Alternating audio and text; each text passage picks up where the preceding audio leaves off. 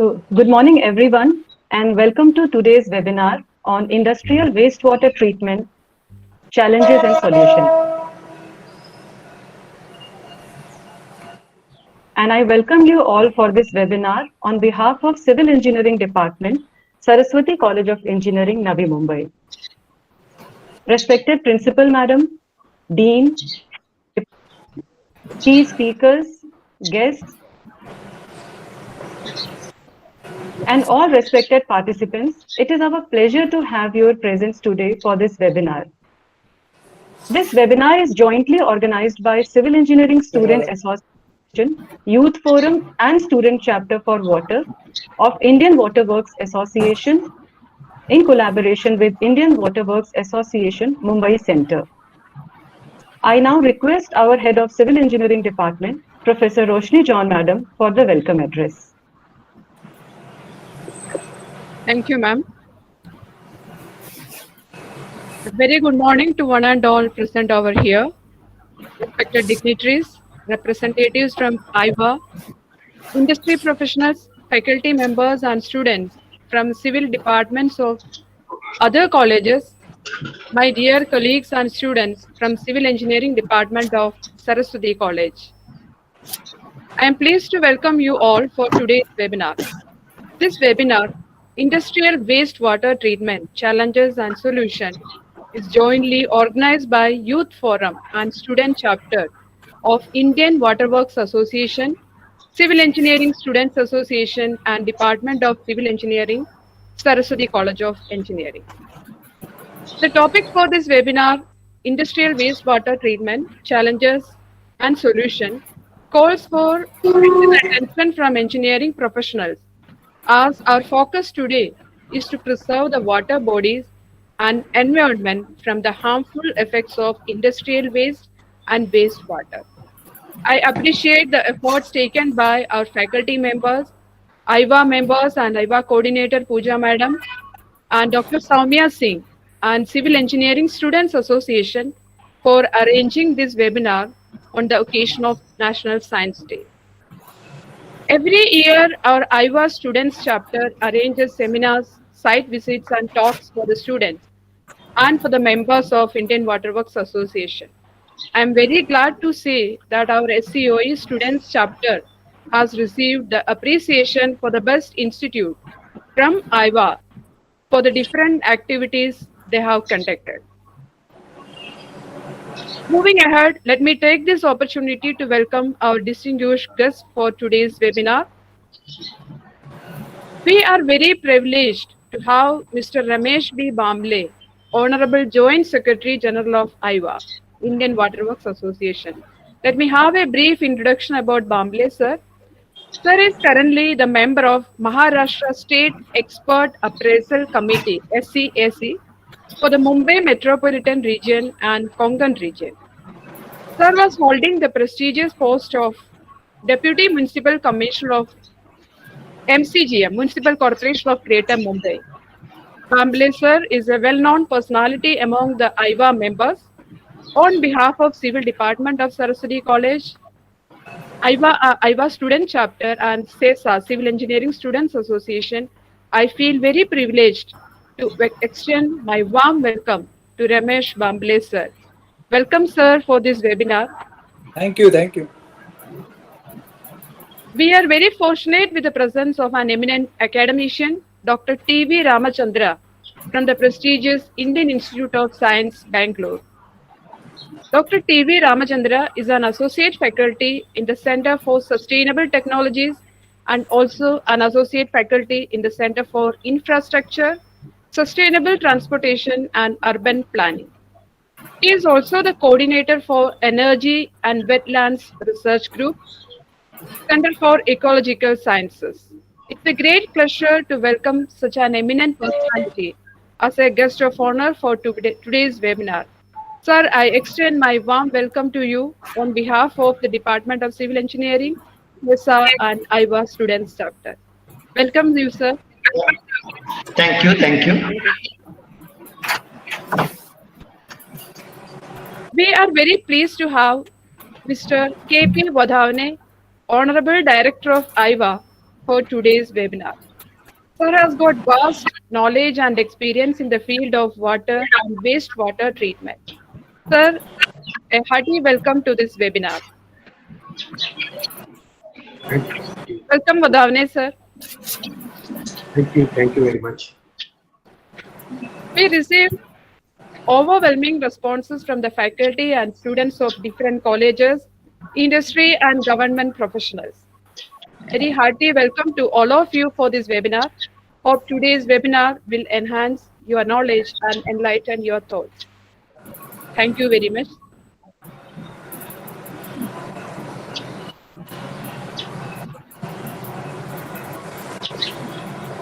Participants, as you are aware, this webinar is organized in collaboration with Indian Waterworks Association, which is an organization of professionals concerned with water, wastewater collection, treatment, disposal, and reuse. And these are very important and pertinent environmental issues. To tell further about IWA and various activities undertaken by it, we have amongst us Shri Ramesh Bamble sir, former Deputy Municipal Corporation of Greater Mumbai and presently Joint Secretary General, IWA. Sir is also presently as a member of State Expert Appraisal Committee 2 for MMR and Konkan region, and he has Jal Nirmalta Puraskar in 2016 and has received Water Digest Award in 2018. So presently he is serving as the chairman of Indian Waterworks Association and is elected as Joint Secretary IWA national level. Sir, I kindly request you to talk about IWA and various activities undertaken by it. Hello. I am audible. Yes. Hello. Yes. Yeah. Hello. Honorable dignitaries joined for this webinar. Today's speaker, Dr. Ramchandran, and Mr. Engineer, Mr. K.B. Vadhavane, our HOD of Saraswati College,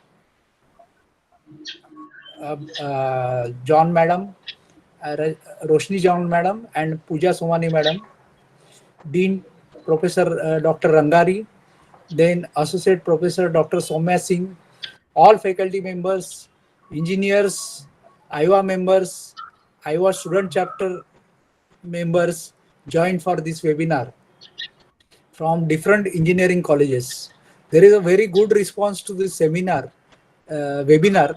So I congratulate everybody and welcome you all. For IWA, this webinar was in coordination with the IWA Mumbai Center. Also, as we learned, this topic is a very important topic. IWA Association, Indian Waterworks Association, was founded in 1968. Its headquarters is in Mumbai, and Dr. D.R. Bise, who was then hydraulic engineer of the Mumbai Municipal Corporation, when he was visiting to various countries, he observed that there is a certain platform of professionals in the water sector. So it is a very useful to resolve many problems and discuss various issues. So after coming to India, he founded this IWA. He taken the major efforts to found this IWA in 1968, and also he has taken very much efforts in constructing the IWA headquarters in Mumbai. So it is a very much because of him we are all in this IWA association. Now IWA has grown very much extent. It has 35 centers all over Mumbai. So IWA activities are also for the students, IWA professionals working in the different capacities at different levels. Also for the non-technical persons which are associated with the water sector. There may be chemical suppliers, which are associated with the water supply, which are required for water treatment, and all other members. So we have also utility members of the IWA. So IWA is the main purpose of the IWA is to simulate and promote the development of science, technology, economics, and environment in managing of water. Water may be fresh water or it may be wastewater. So IWA is carrying out the various activities in these both sectors. There is a exchange of knowledge and exchange of knowledge also to the different fresh professionals as well as the students through student chapters. So IWA has 35 centers all over India. Also, they have number of student chapters connected to each centers. So it is a now IWA has more than 50 years and accumulated a good experience in this promotion and transfer of knowledge. IWA has an international level. It is connected with a similar association like International Water Association, American Water Association, Japan Water Association, and Global Water Partnership. So it has collaboration with all these institutes. In the IWA, you can join as a life member, student member, associate member, and utility member. So different activities carried out. Why to join the IWA? There are the number of reasons we can join the IWA. You have opportunity to familiar in the family of professionals. You can attend various technical seminars and participate in various programs arranged. You can have received the IWA journals, which is a quarterly journal, which is every quarter. It is a quarterly journal is having various papers, technical papers, as well as case studies. So also you can get various IWA publication. IWA has published number of books which are available in the our center. So that you can useful publication IWA, we can purchase that books at the concessional rates. You can attend seminar, workshop, exhibitions. You can participate nomination for various awards given every year in the conventions. So with this, I will complete my information about IWA. So you can go ahead with the further activity, further lecture. Thank you, sir. Thank you sharing information about the work being done by IWA, and these insights would surely make the participants, especially students, more aware about the water and wastewater management issues. Talking about the importance of today's webinar, we know that various industrial processes generate industrial wastewater in large quantity. Of course, the characteristics of wastewater will vary from industry to industry, but it may pollute water bodies if it is discharged into river or any other water body without adequate treatment. Therefore, it is necessary to treat industrial wastewater so that it can be disposed of safely or reused. So the coming two lectures of the webinar will focus on the impact of industrial wastewater on receiving environment and the overview of industrial wastewater treatment by common effluent treatment plant. So we will now begin our session. Also, I would like to request all participants, if they have any questions or query related to topic, please post your questions. It will be addressed at the end of each session. The first session is on the topic Impact of Industrial Wastewater on Receiving Environment by Dr. T.V. Ramachandra from Indian Institute of Science, Bangalore. Dr. Ramachandra sir is Coordinator of Energy and Wetlands Research Group, Convener of Environmental Information System at Center for Ecological Sciences, IISc, Bangalore. He is a member of Karnataka State Wetland Authority 2018, Karnataka State Audit Advisory Committee. He was a member of Karnataka State Level Environment Expert Appraisal Committee appointed by the Ministry of Environment and Forests, Government of India, and a member of Western Ghat Task Force appointed by the Government of Karnataka. Apart from this, Sir is also serving in many committees of National Green Tribunal related to wetlands of Bangalore. He is a recipient of many awards. Some of them are Johnny Biosphere Award of Ecology and Environment 2004, Satish Dhawan Young Scientist Award 2006 of Karnataka State Government, Envis Award 2004-2014, the Ministry of Environment, Forest and Climate Change, Government of India, Nama Bangalorean 2016 Award, and many more. He has published more than 300 research papers in the reputed peer-reviewed international and national journals, 69 book chapters, as well as 19 books.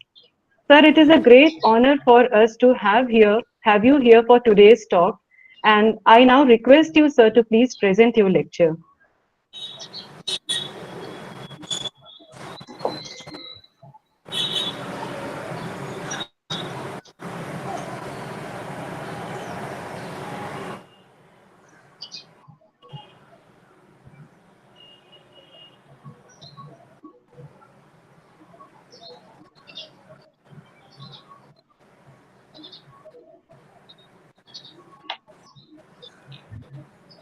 Sir, your audio is on mute.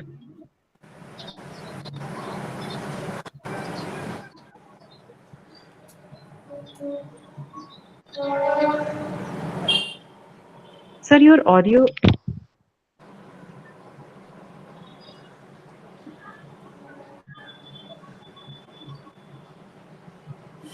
You can unmute him.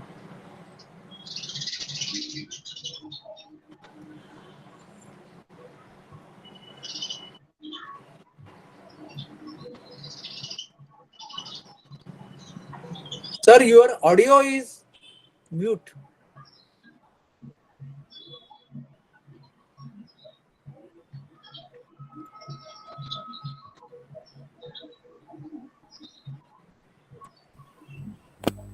Hello, Athar. Sir, unmute the mic. Yes, I am doing it. These are technical, this one, okay? So I need to share. My slides are visible to you? Yes, yes. They say yes.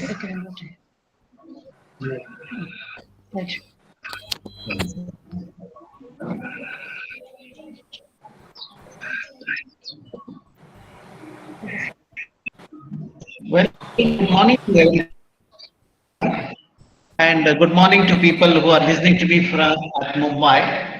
What I have done is the kind of multitasking. Here I have an audience of about 120 here in this auditorium. We are celebrating Science Day.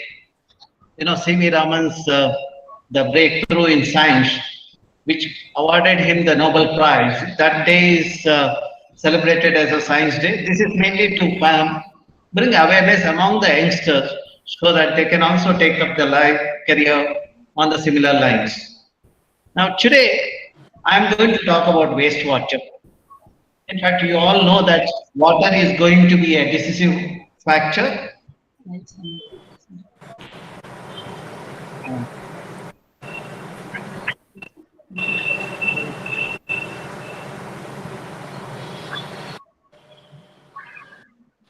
They said slides are visible actually.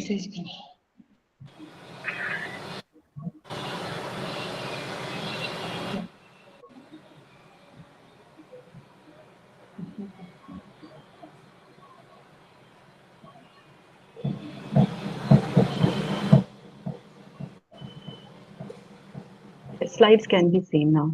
It is visible. Thank you. You know, the water is going to be a decisive factor in our day-to-day life. You know, with the warming of the earth, changes in climate, if we do not care for the maintaining the integrity of the water, the human race is going to pay the heavy price. In fact, there's a famous saying that next Nobel Prize is for the people, for the person or a group of scientists who are going to solve the problem of water. Making sure that water is available to every citizen on the earth, at the same time the quality water. So that is a challenge, and let us try to understand how we can address some of the problem and what we have done in Bangalore. And when we talk about water, all of us use water. We use water for manufacturing the products in industry. We use water at home, and after we use, we also discharge the wastewater. Now, this wastewater, if we do not treat it and if we dispose it to the environment, then certainly it will create the problem which will have the serious health issues on the humans as well as on the ecosystem, especially the land, water, and the environment. Now, today's presentation, I am going to present about the wastewater from an industry and also the domestic sector. And when you discharge it to the the lake or the land, what is the kind of the price we have to pay? Through a case study in Bangalore, I am going to illustrate that. And if time permits, then what we have done in Bangalore and other parts of the country, I am going to share that. Probably about 5 minutes I will take presentation, and we will have the discussion and the interactive session also. So now coming to the the presentation today.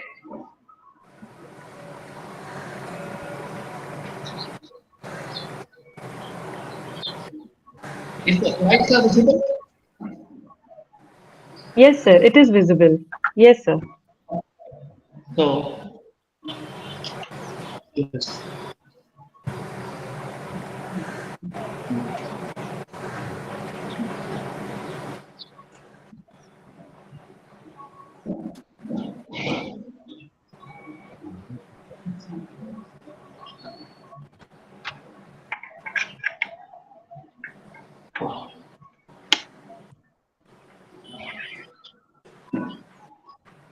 okay, let us now try to understand what is wastewater. And as I said earlier, we all discharge the water after we use it. Okay. Now, how to discharge that?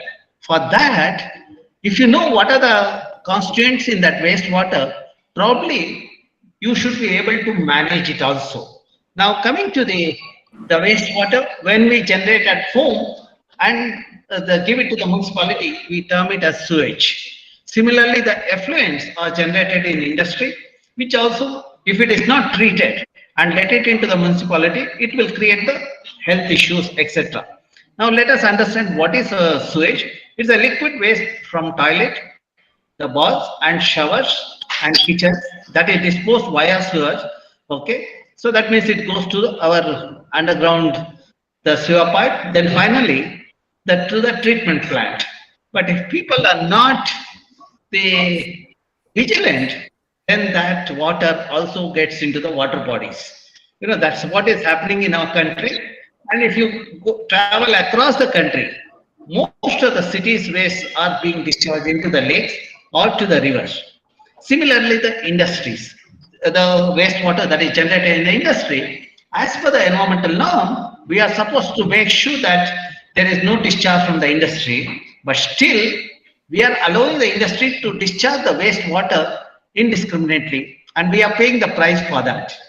Now, when we look at the wastewater constituents, it has got the organic contaminants, inorganic contaminants, pathogens, and other contaminants. Okay. Now, let us look at what are the organic contaminants that are there in the wastewater. See, these are when we take food, after if you look at the kind of food what we take protein, sugar, etc. Naturally, that get discharged into the water. So that means the wastewater will have N, nitrogen, the phosphorus, etc.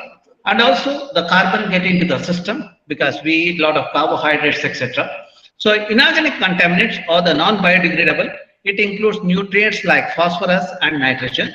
So when you wash the detergent with the detergent, naturally the phosphorus get into the wastewater, and sometimes it also includes the heavy metal. But invariably the wastewater generated in the industry, depending on the industrial activities, you have the heavy metal into the in the wastewater. Now, when you look at the kind of the suspended solid, the major portion, if you look at we have the colloids, and also we have the chemical ions, and also the nutrients in the system. So now when we discharge it, one of the things people would have seen is the fall in the dissolved oxygen level. You know, the students, when they take up the water quality assessment, the invariably the dissolved oxygen. See, that dissolved oxygen start falling in the water body. That is mainly because, you know, the biological activity shoots up with the organic material available in the system. Naturally, the DO starts the falling. So that is an indicator that water quality is also altering in the system. So now the other thing is the health impacts. Okay, then sludge and scum accumulation. See, where I have interacted many the citizens in Bangalore. Hardly I have seen people are aware of the health impact because of the discharge of the wastewater. They would be staying in the apartment. Next to the apartment, the water bodies are there, and there the sewage is being discharged without treatment. You know, when this sewage gets into the water body, naturally, if it exceeds the threshold or the treating capability of the water body, it becomes a contaminant. You know, when N gets into the water body, and then the surface water will have the N in the thing. When it moves towards the groundwater, it gets oxidized, and you have the nitrate in the groundwater, which you use it at home. Nitrate is a carcinogen. That means it introduces cancer in the system.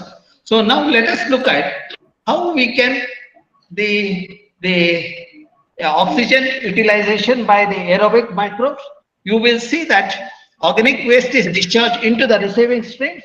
Then you have the aerobic microorganisms use up the oxygen. That's how the oxygen starts falling. Then biological activity depletes the oxygen level in the system.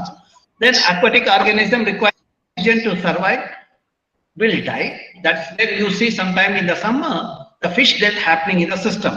In the absence of oxygen, anaerobic microorganisms start the multiplying or increase in the thing. The process of anaerobic organism, you know, the degradation starts happening. That is where you start seeing the hydrogen sulfide getting eliminated from the system. That is where you have pungent odor, etc. So now, if you look at if you study the aquatic ecosystem, you can also see how the N cycle happens. You know, the algae takes up the N, then when algae dies, the N gets back into the system. So this is a process of nitrification and denitrification happening in the system. So now, when we talk about wastewater treatment, there are various levels of wastewater treatment. The first is a preliminary treatment, then the primary treatment, then the secondary treatment, tertiary treatment. Now, so that wastewater that you generate at home has large particles. Even the industrial wastewater, you have the large particle which gets removed in the primary treatment. The secondary treatment removes the chemical ions, while the tertiary treatment removes the nutrients. So then, of course, if you are using this water for the home, then you need to disinfect. And also the sludge that get accumulated in the treatment plant, you need to treat that. That is where the solid treatment also comes to the picture. Now, the preliminary treatment involves screening, grit removal, and the pre-aeration. And these are some of the steps we do for the preliminary treatment of the wastewater. So now let us look at the primary treatment. As I said earlier, the purpose of primary treatment is to remove the large particles. You know, it could be a mechanical treatment to reduce the coarse solids, sand, and oils and grease. So these are this technology which we use to have the grit chamber to remove the large particles, etc. The primary treatment, you have the sedimentation and the other wherein you have the clarifiers, and I will not get into the details of this. This is, I'm just trying to give the overview of this one. When I take up the case study, it becomes clearer to you the kind of treatment one should have in the city. Okay, now let's move to the secondary treatment. It could be the biological treatment and the sedimentation. That is where you have the various technologies that has been deployed, like sequential batch reactors, activated sludge, then membrane reactors, etc. So now these are some of the biological treatment process that is where is used. This is the conventional textbook also talk about the various method that is involved in removing the kind of the chemical ion that is there in the system. So now the suspended growth process or the activated sludge process also helps in the treating the water to the secondary level. Now the purpose of secondary treatment is designed to upgrade the biological content or to degrade the biological content of sewage. So when I say the biological content, of course, the what we discharge at home is also this one, which the food waste. Then through the aerobic biological process, that means we are facilitating the oxidation. In the process, you have the nitrate and nitrate are generated in the system. So, and to some extent, it gets converted into N and gets escaped to the atmosphere also. So then we have tertiary treatment, wherein the removal of phosphorus and to some extent N, all this happens in the tertiary treatment. Okay. Now, as you all know, the water bodies in India and across some kind the globe, there are frothing phenomena. When you look at the frothing happening in the water body, it indicates that phosphorus is getting into the system. It is something similar to you put the detergent powder and stir it in the water. The exactly same thing happens in the lake. See, when the lake receives the sewage, which is not treated, then N and P get into the water body. Now, when the N is taken by the green plants in the water body, while the P, small fraction is taken by the algae, while the major fraction get trapped in the sediment. When this get trapped in the sediment, during the pre-monsoon, there is a high wind. Because of the high wind, there is a churning of the lake happens. When the churning of the lake happens, the sediment that are there in the bottom comes to the top. So when it comes to the top, naturally there will be the frothing happening in the system. That's where we witness the large scale frothing in Bangalore lakes. Yeah. What happened? We're not able to see the slide.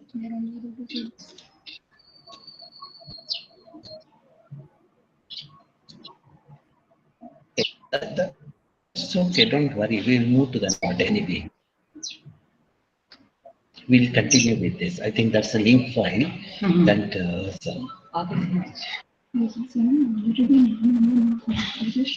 Okay. Share. Can you share again? okay. Share. Is the slides are visible, Soumya? Sir, heading was visible. So remaining slides were not visible. So instead of slideshow, we can have it in a normal slide mode. Then it will be visible. Again, stop share. Okay, I am just retrying this one. Okay, I am resharing. Or sir, you can click on share entire screen. Then in that case, slideshow will be visible. Okay. Not that is a share. Stop listening. Stop sharing. No, I think she is. Now, can you see, Soumya? Yes, and now I can see the first slide. Okay. Now, anyway, the second part, I almost completed the treatment aspect. I will take up the case study, which is not a link file. I think it was a link file creating the problem. I will not get into that. Okay. So now, let me give the case. Yeah. Let me give the case study of Bangalore. And Bangalore is supposed to be the science city, knowledge city. But even in this city, we do not know how to treat the wastewater. In fact, the audience who are here, I would appreciate if you don't talk among yourselves. So the discipline is a very important thing in our day-to-day life. When we are celebrating the occasions like Science Day, I expect you to respect the science by listening to the scientific talks. Okay, I will get back to the top. You know, the Bangalore became a Bengaluru in 2006. The current area of Bangalore is about 740 square kilometers.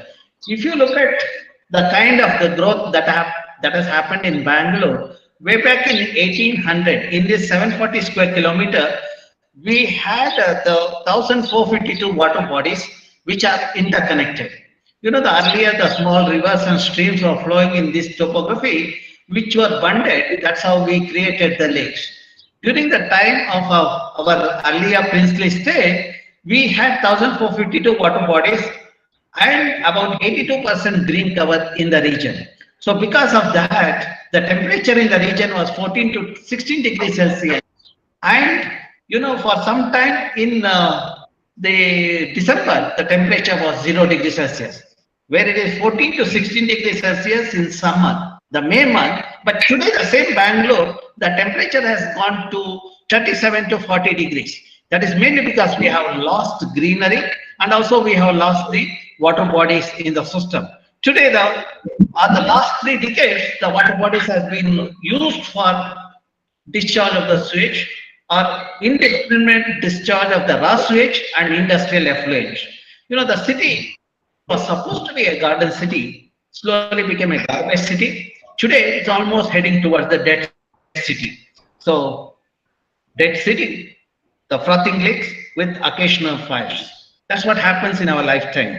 Some of the people, when they are about to die, you can see the froth in their mouth. After the death, we cremate the fire. The same thing happens in the lake also. So now, when you look at the topography of a Bangalore, it is like a small hillock with undulating terrain. Taking advantage of the undulating terrain, our elders have created the interconnected water bodies. So that's where 1452 water bodies we had before our birth, but today we have 193 water bodies. I hope my generation will make sure this, at least this 193 water bodies is given to our children in a better state. Okay. Now, when we look at the kind of growth that has happened in Bangalore over a period of last 5 decades, which we analyzed using a remote sensing data, these are the pictures of the Earth taken from satellite platform. You see that the 68% is green. Green means the vegetation, blue is the water body, yellow is the open space, and red are the building. Now, 2019 or 2020, you see that it's almost 90% is choked up with the red. So that means everywhere you see the building, only the human beings, there are no trees, nor the water bodies. So now we will see that the lakes in Bangalore, the major lake, the Bellandur and Vartur lake. This is the catchment for Bellandur and this is for the Vartur. You see the similar kind of growth what we witnessed in Bangalore has happened in this catchment also. In fact, from 1973 to 2019, you see that the way the transition of red color has happened, you see more and more area have come under the buildings.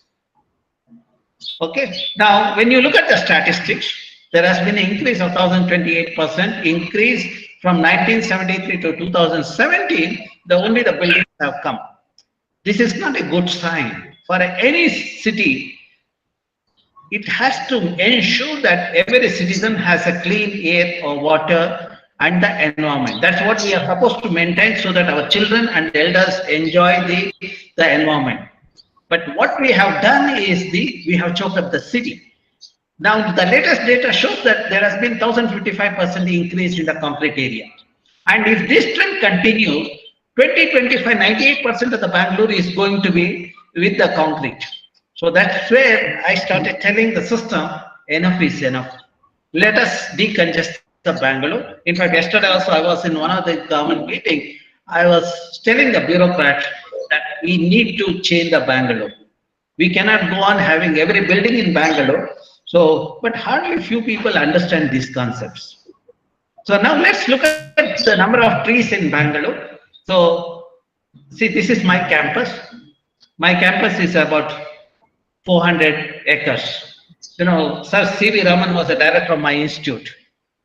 Okay, today I have an opportunity to address the youngsters here on the Science Day.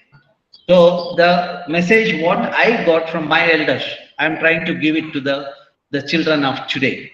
So now this campus, we do a good job. In fact, we are number one in the country. That's mainly because of the good science we do. And also we are one among the top 100 across the globe. And in this campus, we do a good job because the greenery is there. We have a favorable environment. Where there is a favorable environment, do a good job.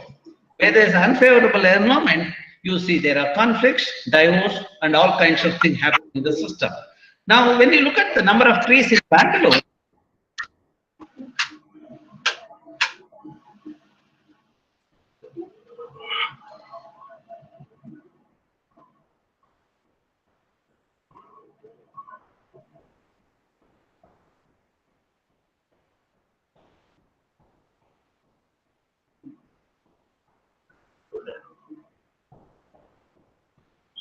I don't come across any individual who doesn't breathe.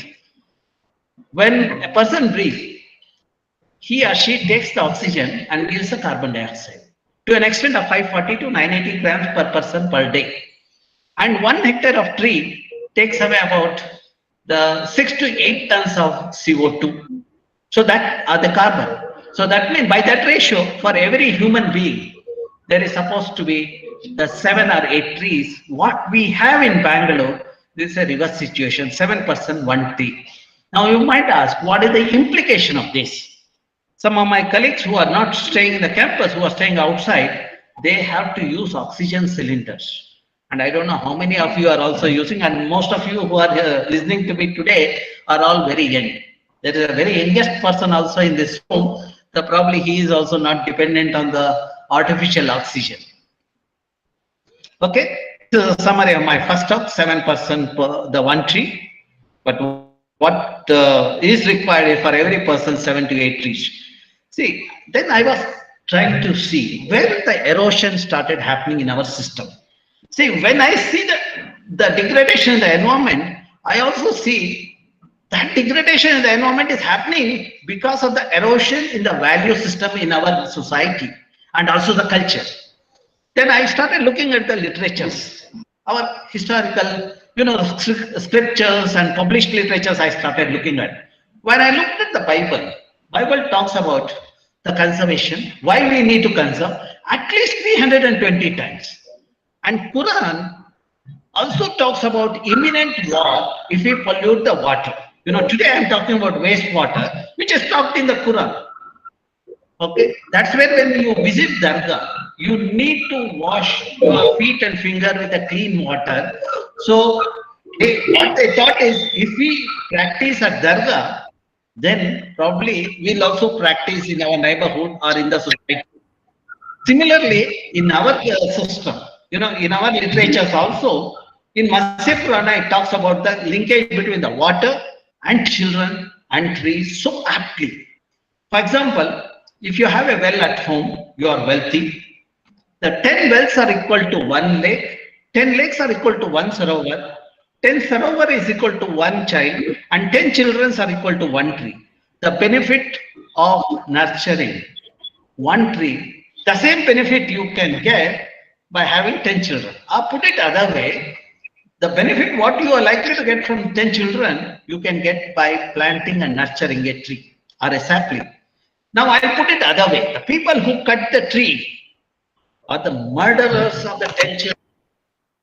How powerful our Asian literatures are, but hardly literature. And that's where we have become irresponsible.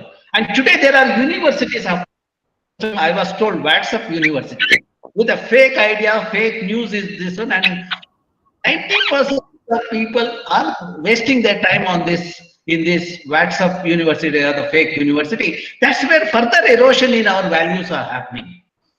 So now let us try to understand how earlier we used to make sure that waters are not contaminated. When we have vegetation in the surrounding area of the water body, it used to treat the water. The remediation used to happen, it is called phytoremediation. That when you have a diverse vegetation in the neighborhood of the water body or the buffer zone, because of the diverse vegetation, they have a different capability to treat different nutrient and the other contaminant in the wastewater. That's how the wastewater which was passing through this, the know that all those treatment would have happened, lake never used to get, the water body never used to get contaminated. That's where any river or the water body, you have something called a riparian vegetation. You go to Western Ghat, invariably you will say across the streams and rivers, on either side of that, you have the riparian. That's the job of treating. Now, let us try to understand whether we need lakes. Because Bangalore, there is a group of people think they don't require the lake. There are a group of people come and argue with me vocally that why the lakes are required in Bangalore. I keep asking them, do they drink water? If they drink water, then lake has to be there. And my study shows that in the region, when lakes are there, groundwater table was 80 to 100 feet. And when people removed the groundwater, in 4 years, the groundwater table went down to 600 feet. And today, in the same region, after 20 years, I see people have gone down to 1,900 feet and there's no water, which establishes the link between the lake and the groundwater in the system. Okay, now let's try to understand how lakes are being polluted and abused. And of course, what we should have done is we should have rejuvenated lake and we should have retained the rainwater and we should have treated the wastewater. The next part of my talk, for another 6 minutes, I'll talk about these concepts. Let us try to understand how we discharge the wastewater. All these innovative methods, only the country, the citizens in India or in the Asian country know that. We use the lake to dump the solid waste. We do not treat, but we dump the solid waste. And we all move around the city without grumbling, without even questioning the authorities who dump the solid waste. When I look at the crowd, I sometimes wonder whether our society has lost the spinal cord. Because hardly few people question this kind of irresponsible action. Today I am addressing the youngsters in Mumbai. I hope I will have a next group of people, youngsters with a spinal cord. They are going to question the system when there is an indiscriminate disposal of the waste into the system, which in turn leads to the pollutant or the contamination of the water and the land, etc. Then people encroach the lake bed and they build apartment. These apartments are called Lakeview apartment. And for Lakeview apartment, there are some stupid fellows, they pay more and they go and stay there. And they discharge the sewage which comes to the lake. So that's where I see that the kind of the mismanagement happening in the system. And this lake, particular lake, Belandur and Vartur lake, the biggest lakes in Bangalore, about 900 to 400 the acres, receives the sewage of the city to an extent of 500 million liters. In addition to that, the local people also discharge the sewage into the thing. Those who are aware, they send this through the tankers. Invariably through the tankers, I have seen the industrial effluent getting into the water body. The water body which used to be like this when I was doing the studies in 90s, today is covered with the green plant. The covering of green plant doesn't mean that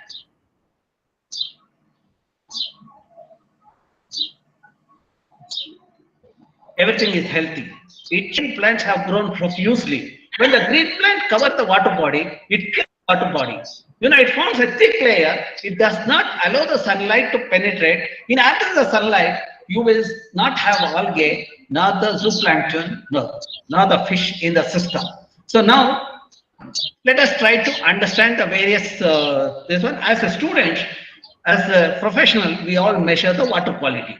Let us look at the water quality when the lake at the inlet and at the outlet, when it is of this kind and when it is in this condition.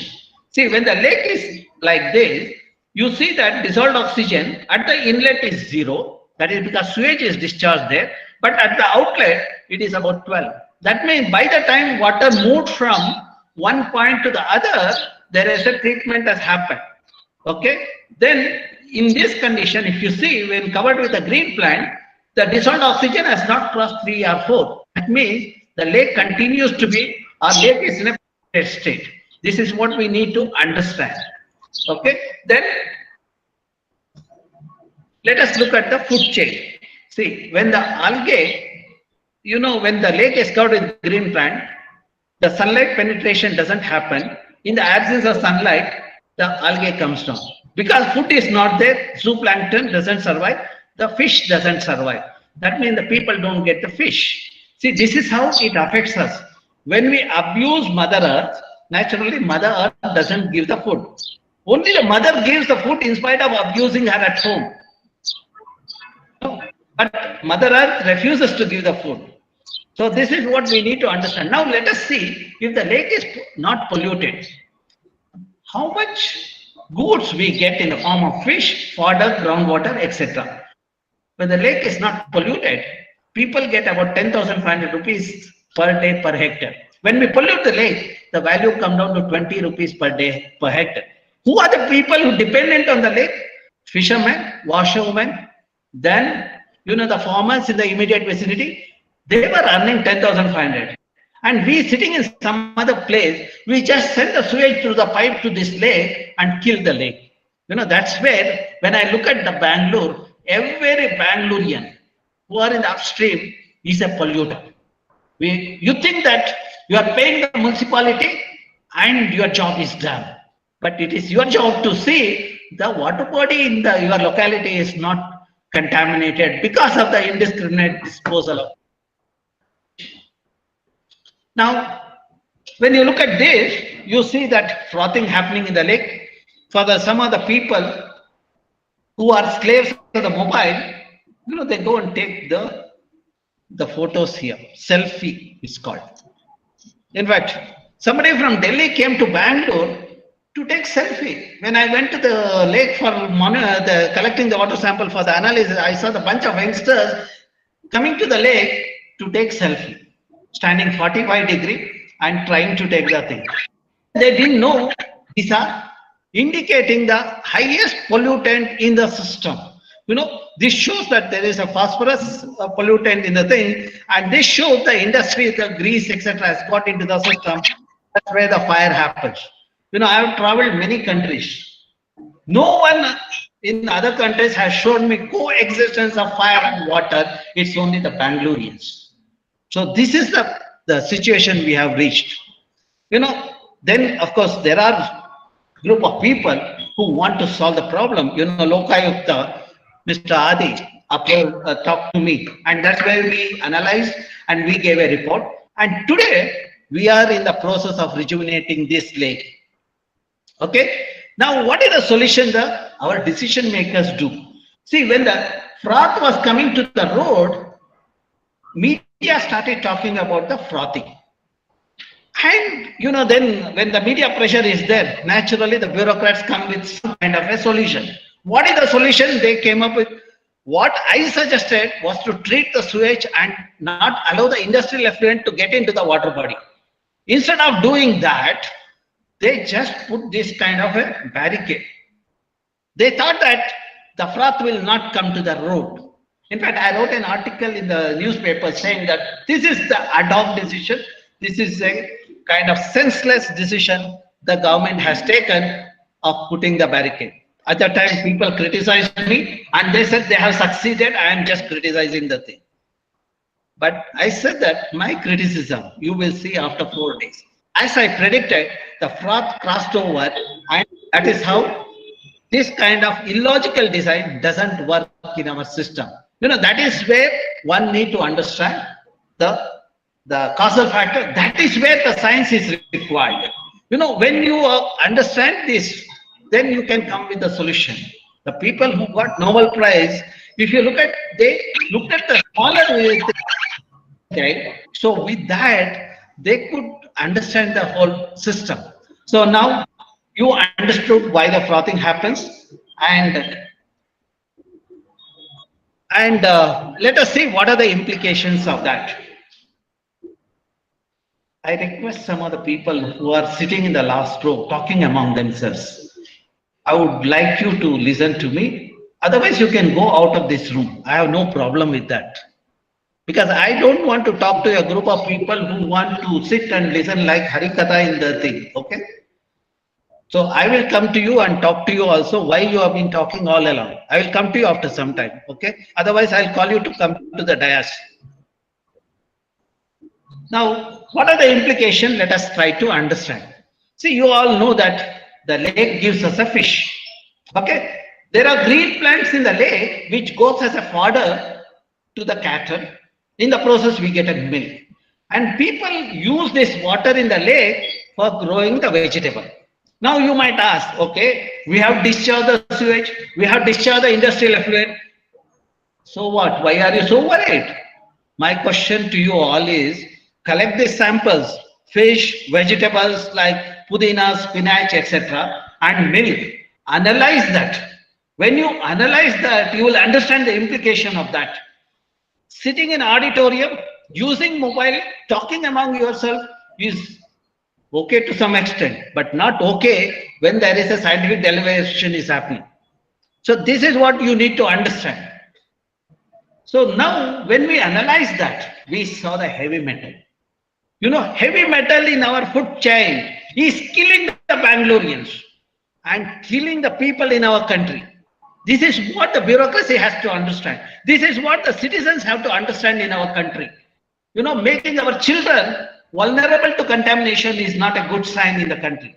You know, the number of cancers have gone up in the city, number of kidney failures have gone up in the city. Has anybody questioned in the Bangalore why the cancer is going up, why the kidney failure is happening? Have they filed the PIL? No, this has not happened. See, the kidney failure, which was 1 in 1 lakh 10 years back, today is 1 in 5,000. You know, more and more people are losing the kidney. Of course, they have lost the brain. Kidney is another thing. You know, when you lose kidney, the treatment doesn't happen in your body. You know, when I visited one of the rural school in Vattur, LKG girl child in doing LKG, her both kidneys have failed. What else I have to say? And A standard, another girl child, one kidney has failed. Then when I talk to the children and when I talk to the parents earn only 12 to 14,000 a month, whereas the dialysis costs about 3,000 per week. So how will they lead life? Now, why they reach the situation? That is because as an industrialist, as a citizens, we dispose our waste into the environment. In the process, the children are becoming more and more vulnerable. And also now today, large number of the seniors also have lost the kidney. So this is what Bangaloreans are going to pay the heavy price. That is where you need to wake up today. Some of you are teachers here in the audience. You are doing a noble profession. First lesson to the child you need to give is not to disrespect mother at home and not to disrespect mother earth during the lifetime. If you give this message, you are giving a child to the society, which is an asset to the country. That's what we should do. And that's the job of every person on the earth who are in my age group and slightly younger than me. Okay, now you understood the situation we have reached. We do not have enough oxygen, we do not have water, and we do not have kidney. And of course, brain is also non-functional in the most of the people. When I talk to the people, hardly few people think. When I ask what is 16 into 6, they can't even tell me that. They want to use a mobile to tell me about the answer. This is a postgraduate student who has done the masters in science. When he came to my lab asking for a job, this is a small question I asked. He pulls out the mobile and says that 16 into 6 is this. So I said, get out of my lab. That is what the teachers have to do. You need to be strict. If the child is not learning, you have to make the child to learn. Not punish the child, but make sure child learn the subject with interest. That thing you have to put it in the child. Then children as they grow up, they become sensible. When they become sensible, they'll be responsible. When they are responsible, we will make the country a developed country. That is what this country requires today. So now,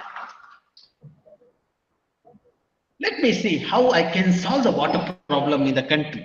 I said that next Nobel Prize is going to be a person who is going to solve the water problem throughout the globe. When every child on the earth gets a clean water, an adequate quantity of water, that person who solved the water problem will get the Nobel Prize. It could be one among you. So you take this subject seriously. Okay. Now, as I said earlier, let us see the scope of lakes and rainwater harvesting. Okay. When you do the rainwater harvesting, individual houses get the benefit of 3 to 4 months additional water. Now, when you look at Bangalore, Bangalore receives 700 to 850 millimeter rain. If I harvest the rainwater, I have 15 TMC of water. The 15 TMC of water, the Bangalore requires 18 TMC. That means 70% of the water required for Bangalorean can be met through the rainwater harvesting. And the best way to do the rainwater harvesting is to arrest the rainwater in our lake. Second thing is wastewater treatment. If Bangaloreans are using 18 TMC of water, if we treat that wastewater, I'll get 16 TMC of water. That is where I said Jakkur Lake model has to be replicated there. I will come to that, what is this Jakkur model in few minutes. But for this idea to happen, 15 TMC because of the rainwater, 16 TMC because of the wastewater treatment, Bangalore will have surplus water of 31 TMC, which can happen only with the 5R formula. First R, we need to have a responsible citizen. When people are responsible, they will never pollute the water body. They will rejuvenate the water body so that we can retain the rainwater. Then the second R is the retaining the water in these lakes. When lakes gets the water, as I said earlier, groundwater get recharged so that children get a clean water. Then the other one is reuse and recycle of the wastewater. So that's where, as a teacher, your job is to create a responsible youth for tomorrow. That is where, when you do the teaching today, make sure your student becomes a sensible youth over a period of time. Now, let us look at the other aspect. See, these people are dependent on the lake. That's how this, the green plant from the lake is taken for the fodder. See, we did the study to find out how to rejuvenate the lake. Probably in the entire country, I had the benefit of taking the armies.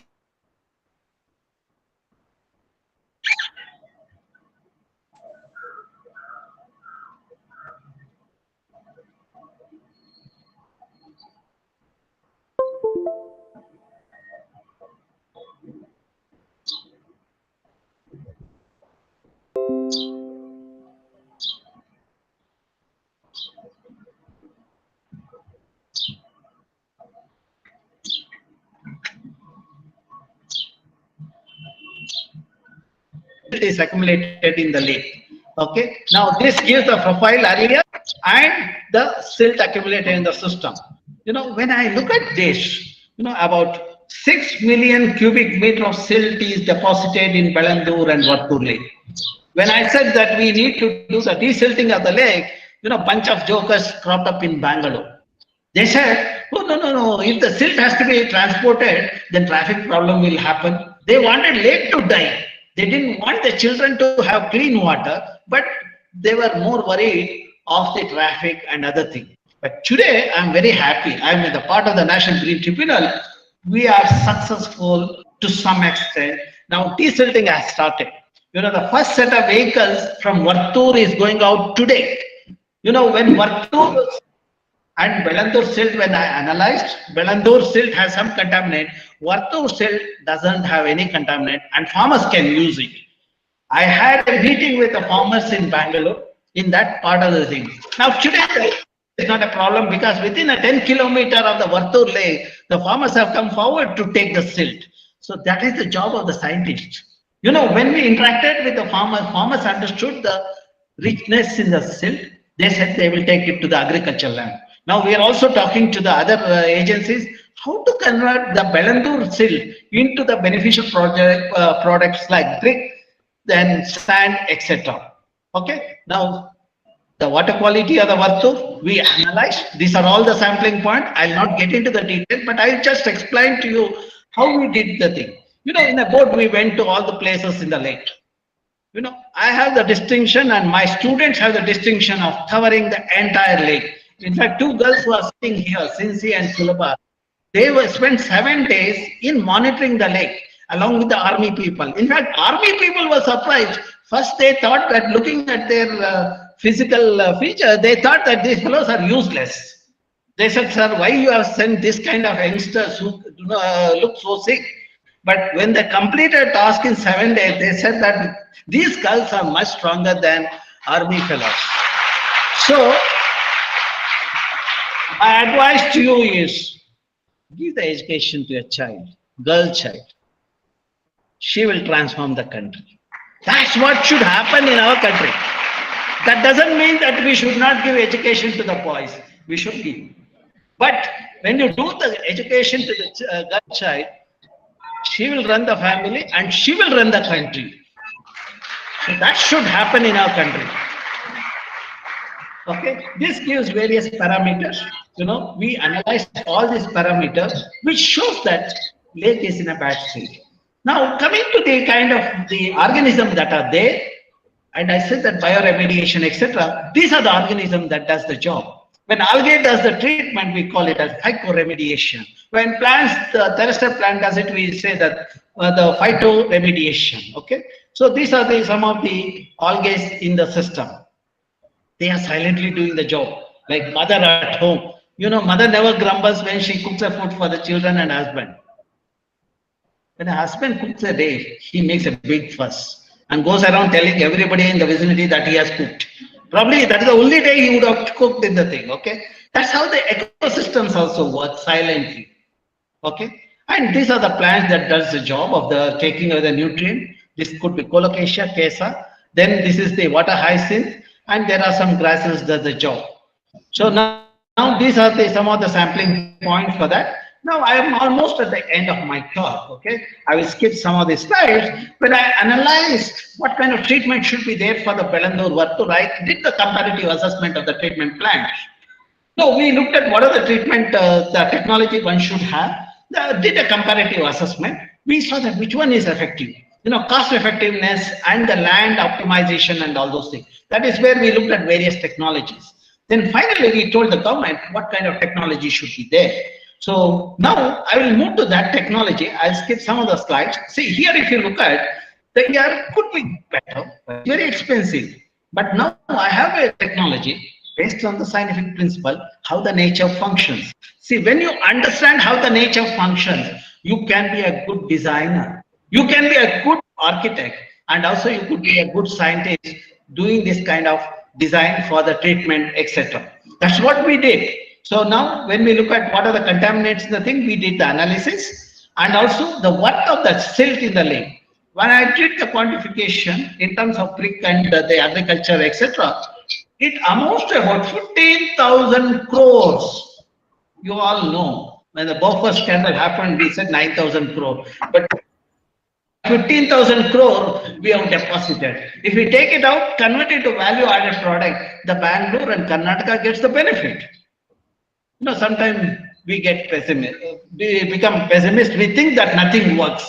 But I'm always an optimist. I said when I wrote this article about 4 years back, I said I will take it out silt and we will see the success model to the entire country. And today we have reached that situation, our state. Okay. So now this is the kind of the treatment what we did. That is what we are going to do in Belandur and Vattur also. This is one of the success model which we implemented at a place called Jakkur. What I did is I just integrated constructed wetland and algae pond. We had a secondary treatment plant which removed the chemical ion, whereas the algae pond and the constructed wetland removes the nutrient. That means it does the treatment to the tertiary level. This lake way back in 2005 was polluted. Surrounding this lake, the bore wells had nitrate. As I said earlier, nitrate is a carcinogen which introduces cancer. Now today, surrounding this lake, there are 300 wells. None of the wells have nitrate. That means I have the satisfaction of giving this at least 300 well users a clean water. And for the last 10 years, we have monitored this lake. This is the report that is available online. You can download and read this. So that means with a simple technology, you can treat. Okay? So that's what it says. This is the amount of the contaminant that is removed. And these are the plants that does the job. Okay. Now, how to bring awareness among the citizens in Bangalore? I said catch them in. That's where, for the last 2.5 decades, I'm interacting with the school kids. Invariably, I get a lot of invitations from the schools, especially on the Science Day. In fact, I keep telling the schools, don't celebrate Science Day. Celebrate Science Day every day, so that you will have many C.V. Ramans and C.N.R. Rao in the system. That's what the country requires. So that is where, when we do that, the child understands the importance of learning. When the child understands the importance of learning, that child become she or he will learn and become a very successful citizen in the system. Now, how do we do that? We organize a symposium, popularly known as Lake Symposium. It's an international symposium. But one day, in that 4-day event, is for the school children. That means when the school child takes part in our event, in fact, Rishikesh attended the thing. He knows how we deliberate, and some of you also were online through YouTube and all. You were also listening to our presentation, etc. So that's where capacity building happens. When Rishikesh gave a presentation to the audience, August audience, people were surprised how this boy was trained to do this kind of a study. Now, the child of 8th or 9th standard giving such a talk to the gathering where international delegates are there, national delegates, experts are there, without fear he spoke. That's what teacher has to do. To some extent, BGS was successful because there are people like Rajeshri and Nair in the system. That is where we should increase this breed of teachers in the system. I don't want teachers who think that teaching job is between 9 and 5. Teacher job is 24/7. Student job is also 24/7. You should not think that, oh, holiday has come, let me close my books and run away. When you are playing also, you can learn. Okay? Then create the new lake. These are the other things. Now you might ask, what did you do? I have created a lake in the campus which stores 10 lakh liters of water. My family uses 500 liters a day. That means 1.5 lakhs or 1.6 lakhs a liter I require for my family. I am storing 10 times the water. This is what every Indian has to do. You consume 10 times, give it back to the system.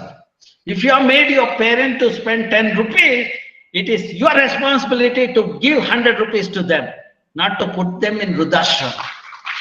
Today I'm so pained to see there are a bunch of jokers in Bangalore have put the elders in Rudashram, which again shows the erosion in our value system. We do not even know the importance of the elders, how important these elders to our children. They do not understand. They are so selfish. They want convenience and comfort. That's where in the process they put them in the jailed Rudashram. When I meet some of them, really it brings tears in anybody's eyes. So that is the kind of situation we are doing. I hope after listening to me, you will not be the one who will put your parent in the Rudashram. In case your parents are in Rudashram, please bring them home. Take care of them. They require your affection. Okay. Now, when you create this kind of water body, it has become a recreation spot for our students, and also lab for my students, like since it's Sulabha, to do the biofuel investigation, etc.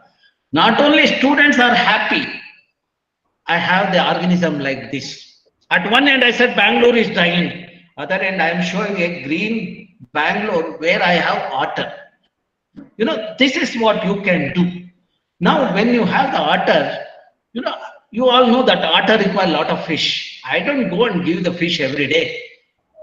What nature has done is, it has created a system and it provides enough food to the otter. We did the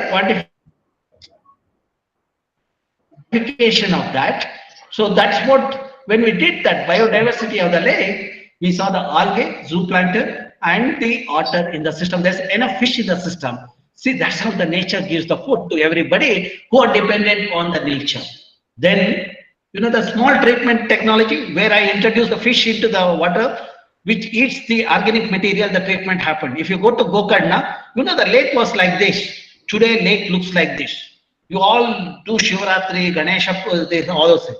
Celebrate those days without knowing the essence of the day. Lord Shiva got the water to the land, but that poor Shiva was taking the bath of Abhishek of this contaminated water for 10 years till he met me. When he met me, I realized this Lord Shiva is taking a contaminated water because people are disposing the puja material, ritual, you know, the rituals are performed there, 12th day and the anniversary, and all those rice balls and the other, the puja material is disposed in the water, which has increased the organic content in the water body. Naturally, organic content decay and there is a smell.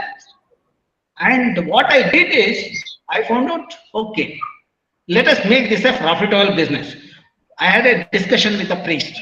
I told the priest, let us make sure you will make the devotees to discharge or do the visarjana of the rice balls at a particular location. And they pay 20 rupees or 25 rupees per family. In the process, we have 20,000 revenue, which is given to the NGO. The NGO in turn has hired 3 youth. Their job is to do the DVD and excess rice ball from here. They take it out and give it to Goshala. At the same time, we introduce the fish which eats the rice which is left in the system.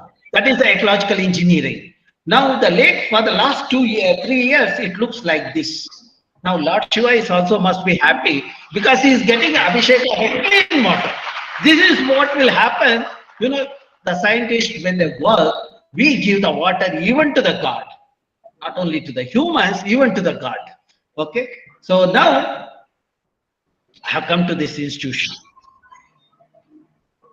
known for the culture, known for the saints who have done a wonderful job. When I met this saint, he's a Jain Swamiji of Mudbidre. He knew the implication of not having the water because the Mudbidre had faced the water crisis during 2014 and 15. 2016, he came to know that I am traveling in Mangalore and that region because the media carried the report of my travel. Then he fixed an appointment with me. Then we met in the late evening. And then he said, I have 12 acres of land. I told my students who are there with me, Vinay and Bharat, I said, let us take the opportunity. We went next day with the Swamiji. We did the survey of the thing because always we carry the tools required for the survey, like altimeter, etc., and also our brain, because hardly people carry their brain when they go out, okay, in Bangalore. So then we did the measurement, we found out what is the water yield, where is the lowest point. We gave the proposal to the Swamiji on the May 2016. You know, I told Swamiji that June 5th is going to rain. If you do the water body, this year you will not face the water crisis in the region. And also I made sure when Swamiji takes up this work, he also does the desilting in the locality. So I told Swamiji, if you can do 1 or 2 lake desilting, then as a cascading effect, the people also will start doing the thing. You know, in the process, 32 lakes in Mudbidre were desilted by the people in a year.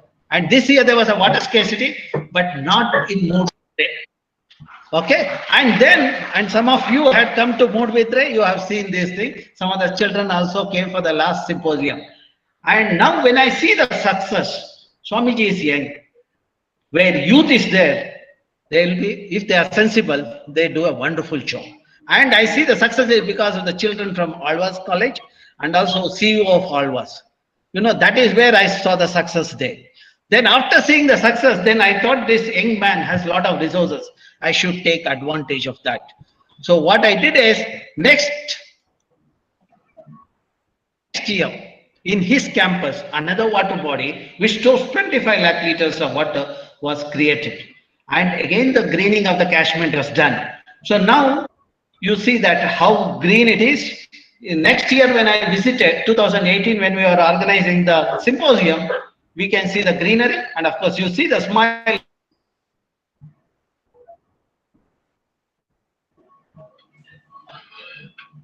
All the youngsters who are there with me. So we gave the water to the system. Okay. This green campus. We are also wonderful people. Why we are wonderful? Because we are in the vicinity of greenery, in the midst of greenery. That is what is the thing. When you are in the midst of green and blue, you feel very comfortable and feel very healthy. Today morning, when I saw the young, beautiful, when they were lining up here in a blue saree, I felt that I'm moving in the water. That is the feeling I got. So as I moved, they were also clapping. There is a rippling effect also in the water. That's wonderful thing. That's how my day has started today on the science day. I will never forget this occasion in my life. Okay. So now, when you come to my campus, you see a forest and also you will see this plant, which has, when you look at that plant, you see that it has the architecture. You can also copy that and implement in your thing. I was fascinated by that architecture. I said I should have it in my campus in Bangalore. I brought that seed to the Bangalore. Out of 14 seeds, I planted 7 in 7 locations. In 7 locations, out of 7 locations, in only 1 location it has survived. It is planted by me. The same hand, same kind of soil throughout the campus. But in only 1 place it has survived, that is next to this building where I've been working for the last 2 decades. Which means even the plants know who will take care. The humans don't know. Parents don't know whether their children will take care. Are taken care only if their money is there in the bank account. The day money is seizes, then they are thrown out of the home. So this is the situation. Now in front of my building, I created a mini forest. This is the model for the entire country. 49 species, native species in a 2 hectares area. 500 saplings were planted way back in 90s when I was a student. You might ask, so what? Everyone does the greening. What is this greatness of this? For them, groundwater table, when the region was infested with parthenium and weeds, the groundwater was 150 feet. Today, when the region is covered with a native species forest, groundwater table is 10 feet. So that is not a good sign. So this is what, the linkage between the vegetation and the water comes. Wherever greenery is there, there is surplus water. Wherever people have degraded the landscape, there's no water in the system. That's why people struggle. So now that's where we have the interaction with the school children who go around, who do the experiments, and they come to our lake symposium. And these are the kinds of experiment they do. There is a carbon sequestration or the catchment mapping, water quality assessment. They have been trained by my students. They collect the sample, they come to the lab, and then they do the sketches. This is the work we have done. 2009, I gave the solar potential of the country. Today, country has a solar program based on this work. What the work we gave in 2009 or 10, my students of that day, today they have become a stalwarts in solar sector. And today, country also has the Solar Energy Alliance, and there's a large-scale solar technology being deployed in the country, including the Karnataka has a distinction of having a largest solar plant, 2,000 megawatt at Pavagada. Okay, and today my youngsters are working on biofuel. You can have one side you have electricity, other side we are trying to have the oil for run your vehicle. So when I look at the country, 65% are youth. If I harvest the youth energy along with the solar and biofuel, I'll make my country the proud country and a developed country. That is the vision I have, and that is what we are looking for. That is what I've been doing when I go and interact with the schools and colleges. In fact, if you look at my profile, the last 2-3 weeks, I've been giving lectures to the many people. My audience ranges from 60 to 1,000. The other day when I went to Gulbarga, there were about 2,000 people were there. I asked them, like I asked Mr. Dr. Nayak today morning, has Corona affected? He said, the children have thrown the Corona out of the campus. We don't have the fear. As long as you don't have fear, you can do a wonderful job. That's what we should do. And if you want to write to me, this is my email. You can reach me only by email. I do not use the stupid instrument called mobile. My friends in the last row were wasting their time using mobile. Probably the fellow has sent some hope they were sharing that sitting in a classroom. Okay. Then this is my web page, which gives the detail. You can access my web page here. Okay. It looks like this. You can see there's a research paper section. All details are there, including Lake Symposium. And when you access research paper, you get all our publications. PDF is available for you to download and read, not certainly copy paste. If the child does a copy paste, that child will never shine in his or her career. As a mother, as a teacher, we should make sure our children don't use the copy paste culture. Okay. Now you see this. Okay. A glimpse of my team with the society and the army. We did the science. And and if you have done a good job, it's because of the youngsters doing the wonderful job. Some of them are with me here today. When they do that good job, they make everyone happy, and that's what we require. So let us equip the child of today with the knowledge. That child will keep us happy. Let me conclude my talk. I'm a firm believer that science, society, culture, and spirituality has to go hand in hand if you want to see the sustainability in the system. If you want to see your child to be sensible and responsible, we need to make sure all these go hand in hand.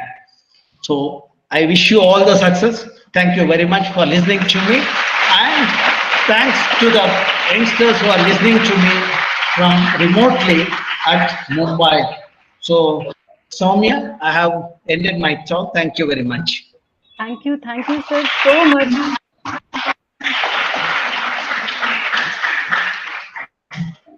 Okay, if there is any question, I am ready to answer. Sir, it was a very informative session, and especially when you spoke about how trees, lakes, and children are correlated, and as you mentioned that we should make sure that industries are not discharging waste in water bodies. Found that it is very relevant in today's scenario, and it is the need of the hour that we all are motivated for conservation of water bodies, in general environment conservation. Receiving so many positive and motivational comments in YouTube live also, and I would like to read one or two for you. The participants are from our students, faculty members, industry professionals, and they are posting comments like, let us take an oath. We will take care of Mother Earth with social responsibility and environmental. There's a break in your voice. Let us take an oath. We will take care of Mother Earth with social responsibility and environmental protection. And this is our contribution to better future for us and for coming generations. Sir, thank you so much for such an informative session. And there are some questions also in the comment box. One or two I would like to address, sir, and please, I request you to address them. So they have some questions like how GIS or remote sensing, it plays a key role in monitoring of water bodies. See, one is remote sensing data. This is a picture of the Earth. We get it from 1970 onwards. As you know, the satellites are launched way back in 70s. Every 7 days or 21 days, we get the photograph of the Earth. As you know, when you have the photograph of a particular region or yourself, you can monitor the changes. That means the remotely sensed photographs or the data helps in mapping, inventorying, and monitoring of the Earth resources. That's how it helps. And GIS, to analyze this remote sense data, you need to, if you know the programming, you can write the code and do it. Most of the people these days, because they have become masters of mobile, they have forgotten the coding.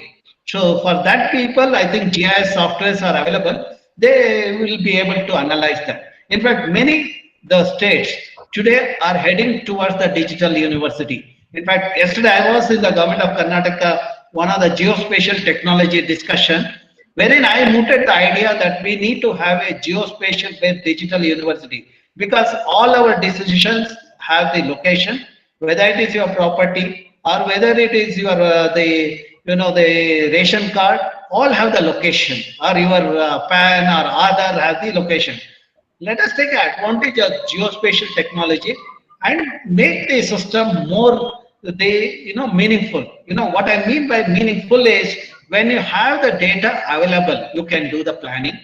When you have the planning, then you will have a good governance. That means the GIS and the regularly available remote sensing data helps in the planning, which is what is required for good governance. In fact, my vision is to have the GIS knowledge at the school level. In fact, wherever I visit, I give the orientation program. The school children learn within a week.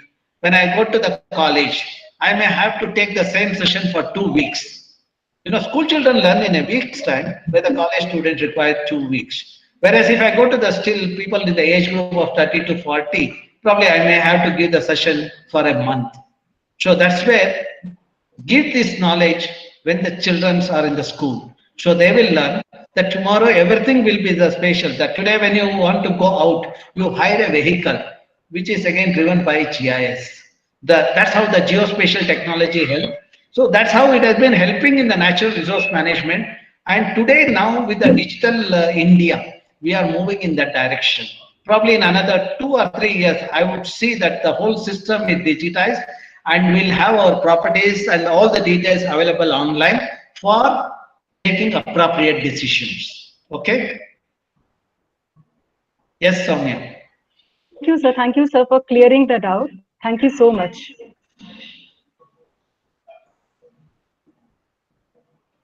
Okay, your next question.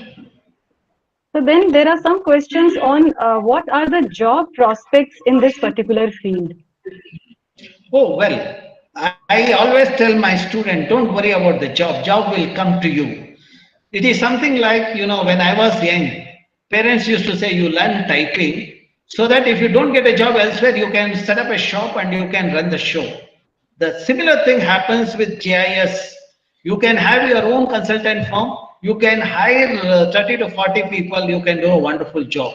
So these are all the tools and technique. When you equip the child of that knowledge, that child is empowered to take up any kind of responsibility. That's what we have to give to the child, not tell the child to go to the government office for a job as a slave. Have his or her own setup and give a job to the many more. When they give job to the others, when others are there with them, they can lead a very happy life. Symbiotic relationship always helps in our system. That is what the youngsters, talented youngsters of today have to do that. I know that I am addressing a group of youngsters in Mumbai. If all of them take up this profession, if each one of them have an industry of 40 to 400, I think I have solved India's the unemployment problem to some extent. And this is the only sector which can get into any level from village to the city level, so that job can be there at the village as well as at the city level. Okay. Soumya? Thank you, sir. Thank you for such an informative session. And I'm also thankful that your busy schedule today, you took time for this webinar.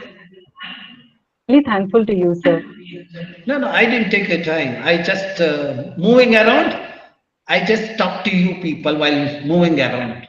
I have come to a school here. When I'm addressing the school children and also the young teachers, I'm also talking to you. Parallelly, I have done both the job.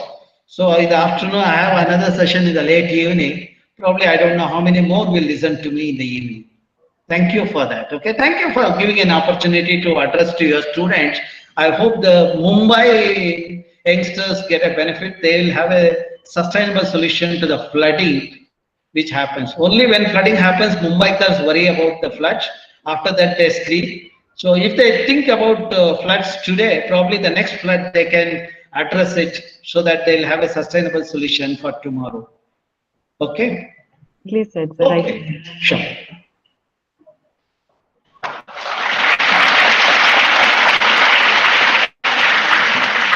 Okay, thank you, Soumya Singh. So thank you for So much for coming. Yeah, I'll take off from you now and tell your youngsters the success, okay, in their career. And best wishes to you also. Thank you, sir. Thanks a lot.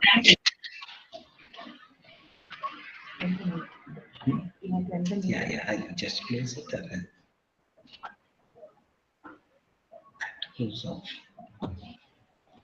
So our next lecture for the session is on the topic overview of industrial wastewater treatment by common effluent treatment plants. And we have the speaker, Mr. KB Vadavade sir. He is former Deputy Hydraulic Engineer, Municipal Corporation of. He is Director Utility in IWA. Vadavade sir has 31 years of experience in Water Supply Department of Municipal Corporation of Greater Mumbai. He has undergone special training in Canada on subjects water and wastewater treatment technologies, asset management, and risk assessment. Sir has presented many papers on water, wastewater, and energy efficiency at the national and international level. He is the recipient of award for the best article published in the IWA journal on improving the performance of WTPs. He is former Director Technical of IWA. He is also former member of Board of Governors, National Safety Council of India. Sir has served as business development consultant for Grasim Industries Limited, and currently he is handling water and wastewater projects at Yash Engineering Consultants Private Limited. Sir, it is our pleasure to have you here for talking about overview of industrial wastewater treatment by CETPs. I welcome you, sir, and request you to please present your lecture.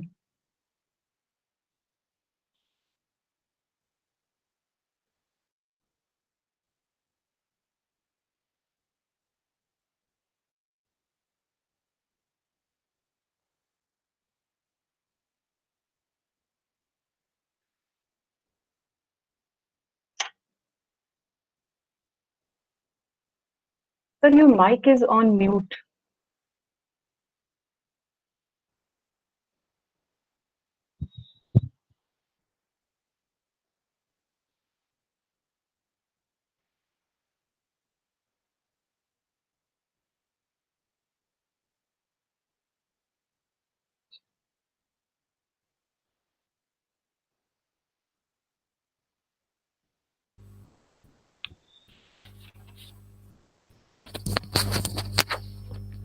Hello, Athar Joshi.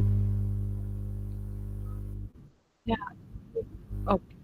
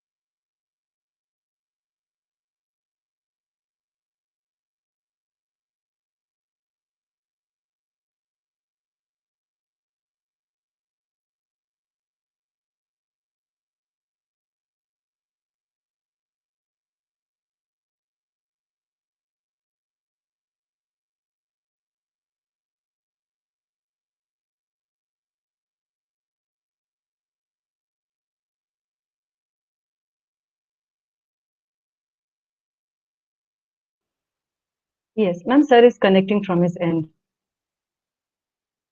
Some technical problem, he's connecting.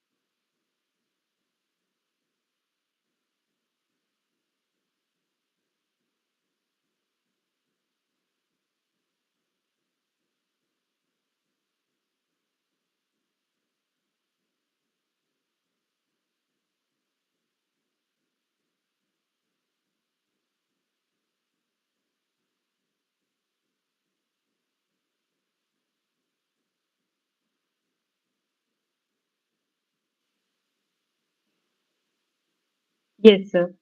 So I welcome you, Vadhavane sir, for the topic overview of industrial wastewater by common effluent treatment plants.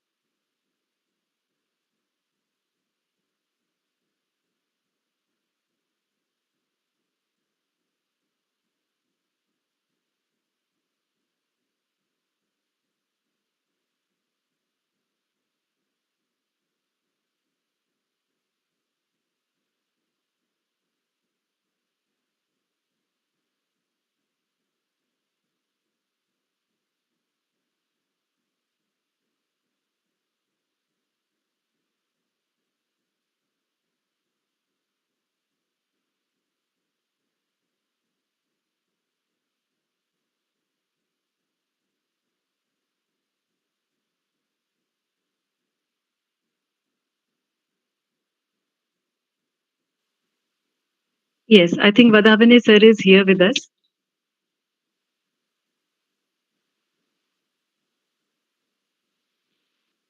Sir, can you hear me? Sir, so your mic is on mute. Mobile now. Yes, yes, sir. I was fearing. No, no, no, Sorry sir. for the delay. Yes. That is absolutely fine, sir. Yes, sir. So first of all, my apology to the whole audience because of this technical glitch. So after listening to a very knowledgeable person, I'll straight on move to the actual topic of today, and I'll be talking more on the engineering aspect of it. So next slide, please. Introduction. So we all know regarding the pollution problem with the river or water bodies, but the groundwater table is also getting polluted. And the some of the examples I want to share with you, like recently I had been to one water treatment plant. Actually, it was a fresh water treatment plant, and there was an issue with the water. Means there was a color and smell like that. Then when we investigated the matter, I came to know that hello, you can see me. Yes, I came to know that there are industries around the lake with the source, and the actually polluted water was getting into the lake. So when we further inquired, you'll be surprised to know that in India, some of these manufacturers, they are trying to put this, industrial wastewater into the borewell. If see you dig many bore wells, all are not giving the required yield. People are using bore well for this kind of thing also. It is very unfortunate. So that is why the industrial wastewater treatment is very very important. At the same time, the thing is like if you move on to the industrial areas, which are newly constructed, like I would say, and if you try to find out the earlier history, you will find that all the wells, because the rural people, they get their water for household purpose and drinking water through the wells. So all those wells are contaminated, like. And then the wastewater treatment itself is a big task, because it contains all textile, pharmaceutical, dyes, refractories, tanneries waste coming for treatment. And of course, there is a big role of Central Pollution Control Board and State Pollution Control Board. And you all know that many PILs are also coming up, and uh, all these, I mean, CETPs, they are getting notices and they are being dragged to the courts. So, with this backdrop, we move on to the next slide.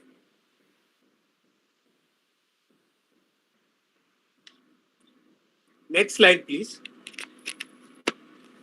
So here I have to try to mention what are the requirements of the treatment. So if I talk of water treatment, and then sewage treatment and wastewater treatment, industrial treatment, I mean to say, actually, see, in water treatment we look for the turbidity reduction. In wastewater, means sewage treatment, I am talking about the domestic, we look for, say, BOD reduction. The same way, the main criteria for CETPs is COD reduction. Of course, other associated things are there. You can see in the slide the limits specified by the CPCB board. And especially, I want to bring your attention to the COD levels. You can see the inland, disposal 250 is the limit, and for land there is no limit as such.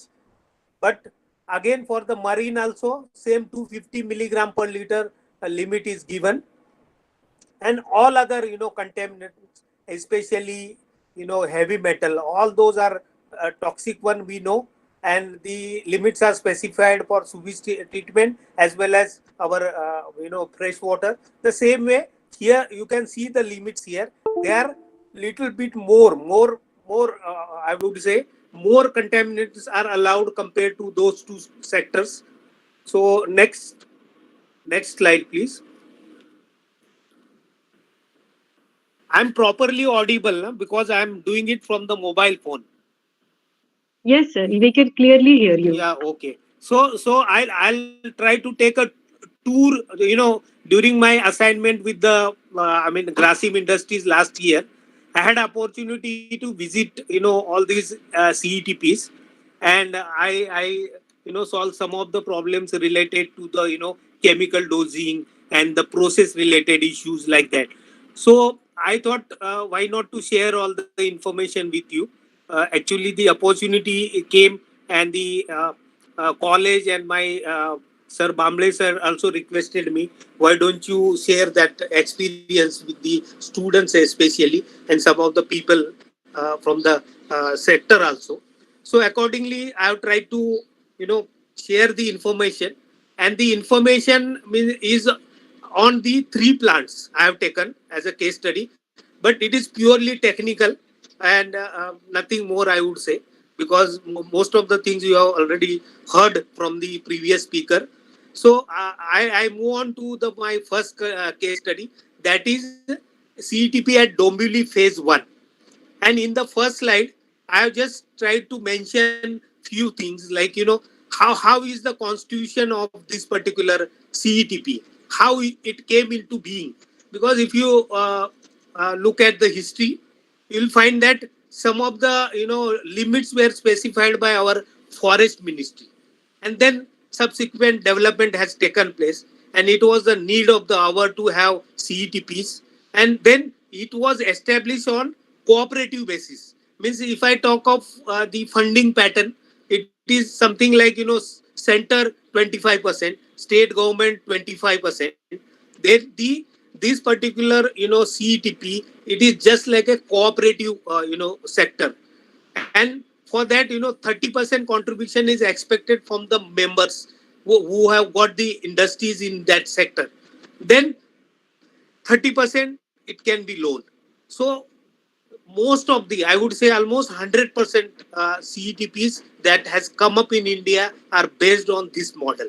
So now, as regards this Dombivli, the plant capacity is 16 MLD, and the various equipments or the features of the plant is like there is a screen chamber, then balancing tank is there, then chemical dosing arrangement is there, then primary clarifier is there, then there is a bioreactor, then there is a recirculation of biomass utilized over there.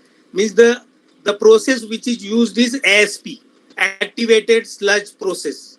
And most of the treatment plants, industrial treatment plant, they are using this ASP technology, right? And then they have also upgraded it with the latest technologies, which you are going to see in subsequent slides. And of course, this treatment is limited to a primary and secondary treatment, and to some extent tertiary treatment, like that. So next slide, please. So here, you can see in the picture, see, whenever there is an industrial treatment taking place, I would say there are three products, like, on the primary or pre-primary side, you have the solids, all the floating material that is to be taken out and it will go for the landfill. The next is the wastewater itself, which is traveling from the balancing tank right up to the secondary clarifier and onward. So that goes to the stream, that goes to the, let us say, some creek. And the next one is the sludge generated from the primary clarifier and secondary clarifier. It needs to be treated. And for that, what kind of machinery is required? The first one is the thickener. The thickener is the one where, that whatever sludge primary, secondary side that comes over there, then you add a polyelectrolyte to it, as anionic polyelectrolyte in this case, because for the water treatment plants with more of inorganic nature pollutants, this particular anionic polyelectrolyte is most suited. So you dose it. Then that thickener, what it does, the design is same as the clarifier. What it does, whatever say 0.5% solid concentration sludge comes to that equipment, it gets converted to say 4% solids. Then it is again transported to the decanter machines. Decanter machines are nothing but a simple spinning device. I would say it is very similar to our, what we have washing machine at our house. It is spinning, all the water is thrown out by the centripetal force, and the same way here also the water is thrown out, and that water again goes back to the tank for further treatment. And that sludge, it is now around 20%. The thickness, or the, what you call, the solid content is 20%. So that sludge is collected in the trucks, you can say, and that truck is taken, that sludge is taken for a landfill to Mumbai. Safe disposal project is there. Over there it is transported. So let us move on to the next slide. Next slide, please. So here in this particular slide, total whatever I have talked about, I'll skip that and I'll try to give you overview. See, you can see in the slide, the wastewater collected from the industries is coming. The very first treatment given is the screens. By screens, what you do, you just remove the floating material present in that. So that is taken out. The first, I told you that in pre-treatment you take out solids and all floating material. Then the water in the diagram you can see that red disc, right? So in that, I request the person handling the slide that you just show the the next slide, and then we'll come back to this so that all the people will get a good overview, because that is a bird's eye view picture. I have put it. Just show that for a moment, then I'll come back here so that people will understand it better.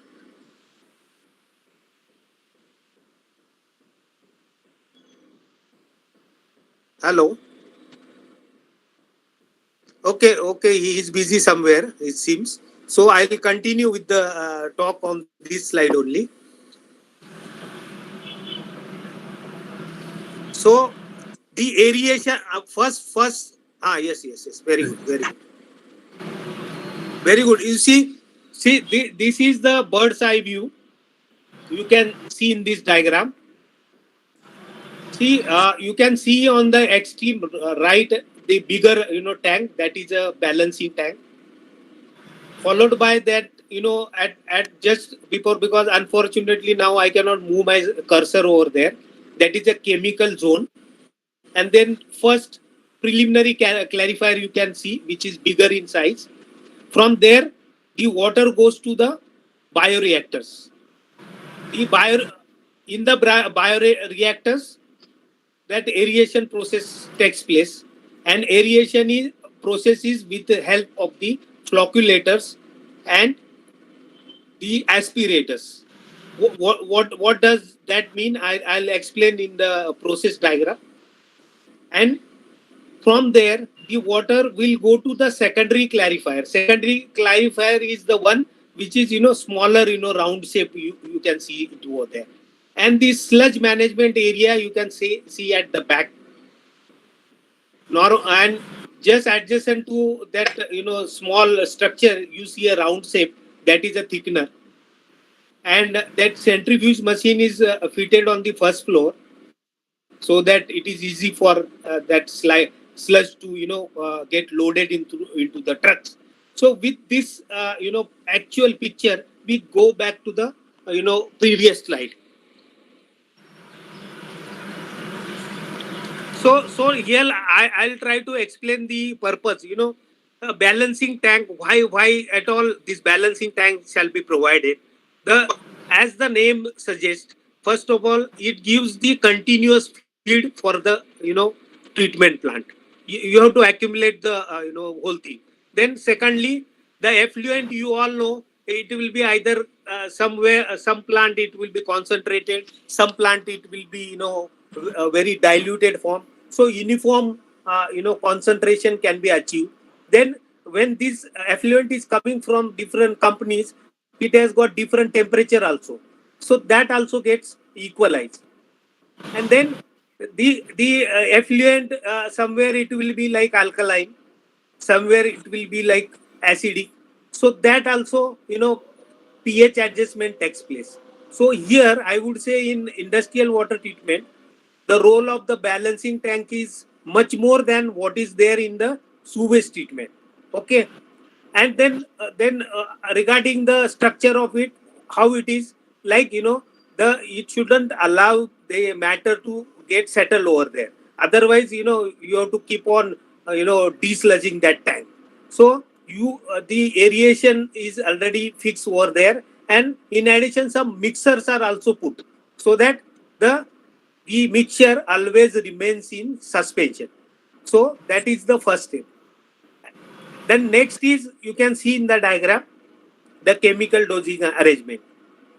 Because next we have to settle it in the primary clarifier.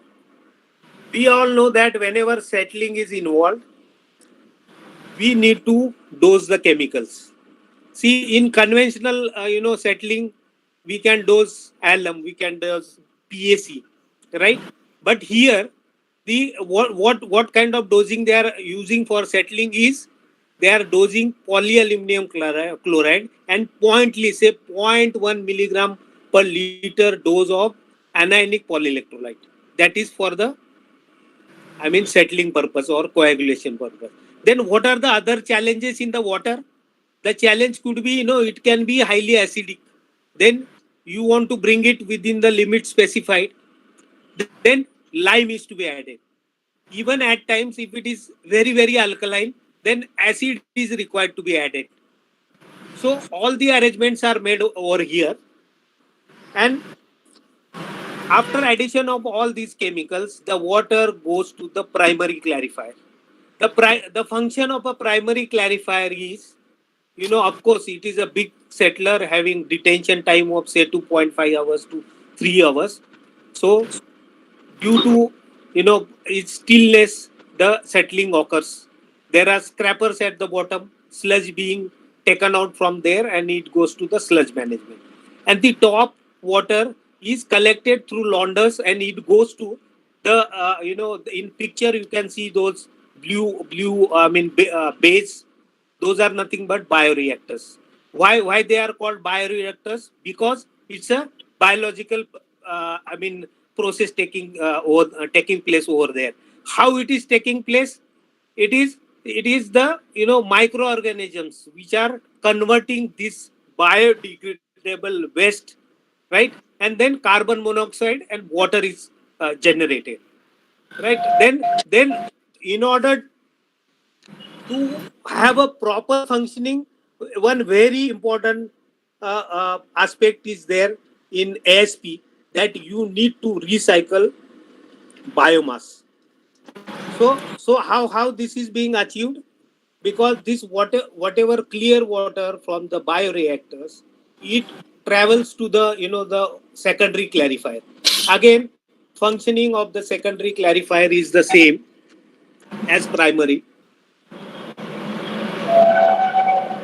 But here, the biomass gets settled, and up to 30-40% of the biomass is recycled back to the bioreactors. I'm getting some noise. Hello. If please see if anybody whose house is situated nearby railway station, if you can mute that, please.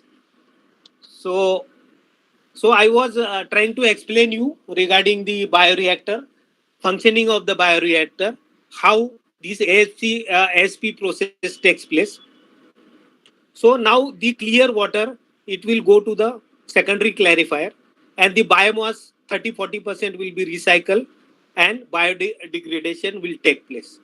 And this water, which is now properly treated, and will, let us assume that it will have a COD of less than 250 milligrams per liter, then it is disposed of to the creek.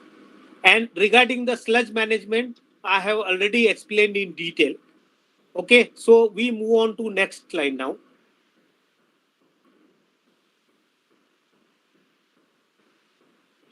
Yes, that aerial picture you have already seen it.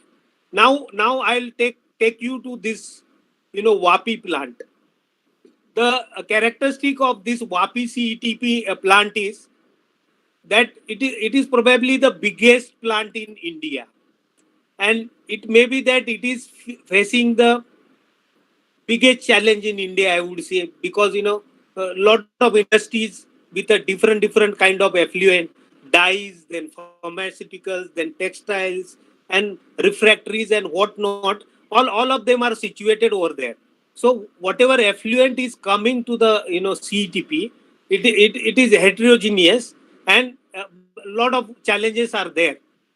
And the let me talk about, let me go to the slide now. Now I'll talk the atoms I have listed over there. As regards the collection system, of course, it is through the the underground piping work. And what are the different facilities available at CETP WAPI? That is the common effluent treatment plant itself is one facility, right? Then next is 200 KLD MEE, that is multiple effect evaporation system. which I am going to explain you in detail in subsequent slide. Okay, the same way spray dryer plant is there. That also I am going to explain you. And then the treatment, storage, and disposal facility for hazardous solid waste. Popularly, it is known as in a short form TSDF like that. So, in case of Dombivli, where was this TSDF? This is at the Mumbai Waste Management landfill site at Taloja. And here in Vapi, this particular facility is within the premises, you can say. Okay, so let's move on to the next slide. So here I have tried to explain the primary treatment. So as regards primary treatment, I have already explained you some of the things. Those I am not going to repeat it. Okay, the inlet chamber, and then the inlet chamber or balancing tank, whatever you call it, different names are there. Then in this case, there is a after the core chamber, there is a automatic fine screen. In this fine screen, the solids up to 4 those are removed, and the scum is also removed. So this is a little variation compared to your Dombivli plant, right? Then there is a grid chamber to remove the solid material. This grid chamber is very common in wastewater. Also, you have that. The reason being, all this grit which is in the form of sand or solid material, or if it travels to the onward in the treatment plant, what is going to happen? Your impellers of the pumps, they are going to get eroded. Then all these solids are going to get deposited in your secondary clarifiers. They are going to get deposited in your aeration system. So that is why this is very, very important. Now, as regards the equalization tank, I have told in detail what is the function, why it should be there. I will not repeat it here because we will see what are the variations in three plants. So regarding the flash mixer and flocculator, yes, partly I have already explained it to you that the chemical dosing is must. So in water treatment, let it be fresh water, STP or this CETP, this chemical dosing, in that flash mixing and flocculation is very common item. Why this flash mixing? Flash mixing is nothing but you put your chemical, whatever TSE, alum or poly, whatever.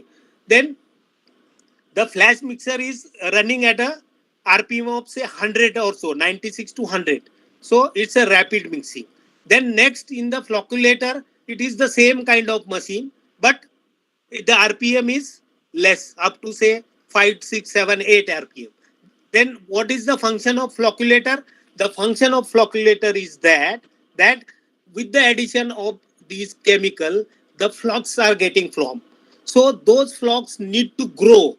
Then only it will attach other material to it. It will grow, it will become heavy, and then it will get settled in the primary or secondary clarifier. That is why that flocculation is very, very important. And that is why the RPM is less. If RPM is more, it will rupture those flocks, right? Then regarding the primary clarifier, yes, I have already explained it to you. What is the functioning? That, sludge taken out from the bottom and clarified sludge, clarifier water from the launders. But here, what have they done in the Vapi plant? They have treated part of the water through this UASB treatment technology. Why this treatment technology is used in effluent treatment, I will explain. But in primary clarifier, it is expected that 70 to 80% of the suspended solids should get removed. So let us move to next slide.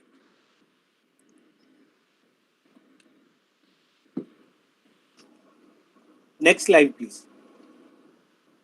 So here I have already explained you primary treatment. Then we move on to the secondary treatment of the CETP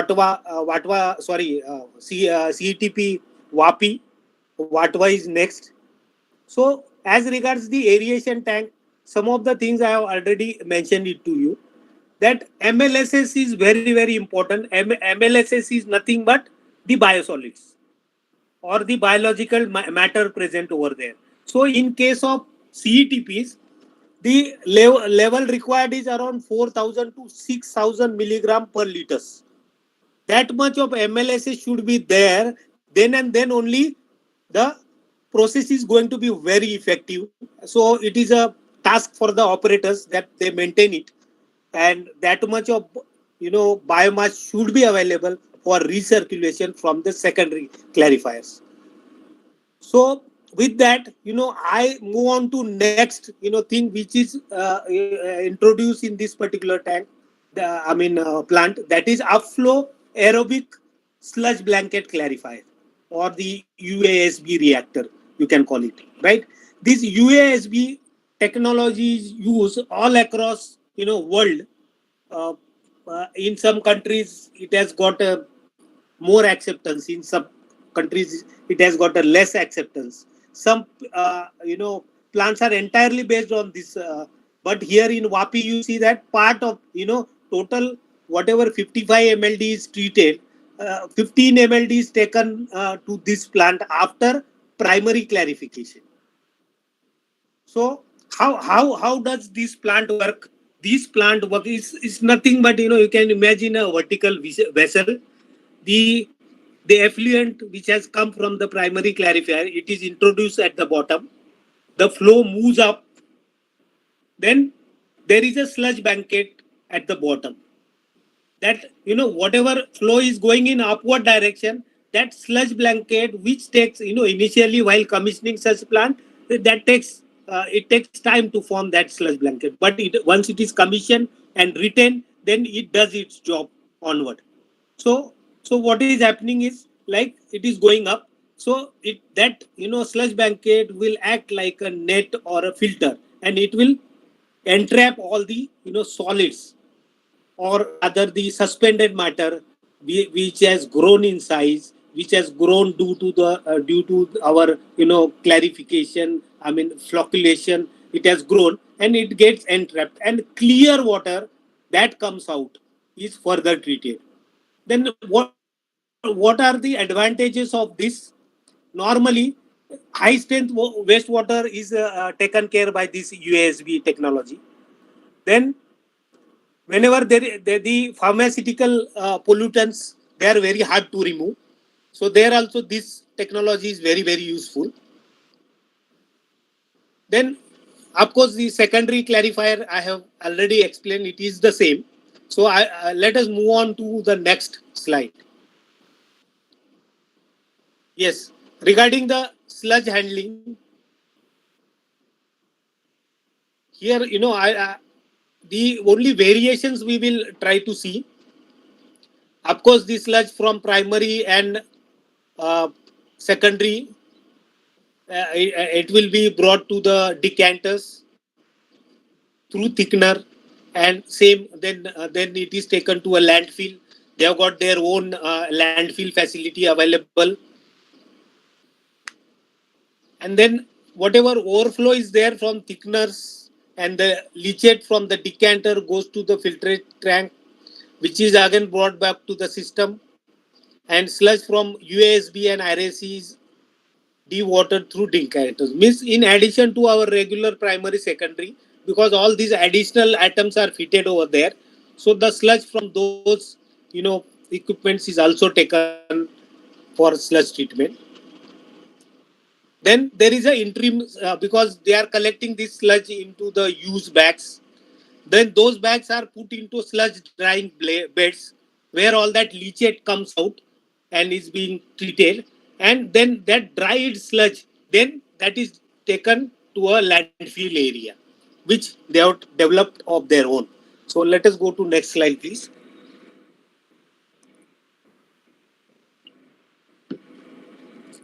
Here, some more technologies which they have used. I'll explain it to you. Just before this UASBR, or the upflow anaerobic digester, they have put this kind of reactors also. It is known as Fenton activated carbon catalytic oxidation. So why they are installed? Because they are getting variety of effluent. For high strength wastewater, those are very useful. In short, that process is FACCO. You will see such equipments only in industrial wastewater treatment plants. And what does this Fenton process mean? Actually, it is nothing but the same process: coagulation, flocculation, and Fenton reagent is added. So, what is that Fenton reagent? That is nothing but ferrous iron plus hydrogen peroxide. That is added, and the advantage is it removes organic contaminants. Okay, the same way another equipment is there, that is CAACO, that is chemo autotrophic activated carbon oxidation. So the function of this is to remove sulfates from pharmaceutical wastewater. The next equipment used over there is like to when they want to deal with the TDS, then multiple effect evaporators plant. This is there in the Wattwa also. There I'll explain some more details. Like then there is a spray dryer. The capacity is 4,000 kg per hour. This is used for very high TDS, and of course they have got the facility for treatment, storage, and disposal facility for the industrial waste. Because as per the uh, 1986 rules, all this, actually the waste from industries is of two types. One is the liquid waste, which is dealt by CETP. But this solid waste is also very important, and that is why in each CETP they have created this kind of facility.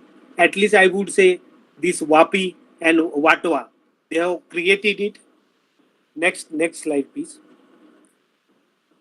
So here in this particular diagram, I have brought it from their office when I visited this plant last year.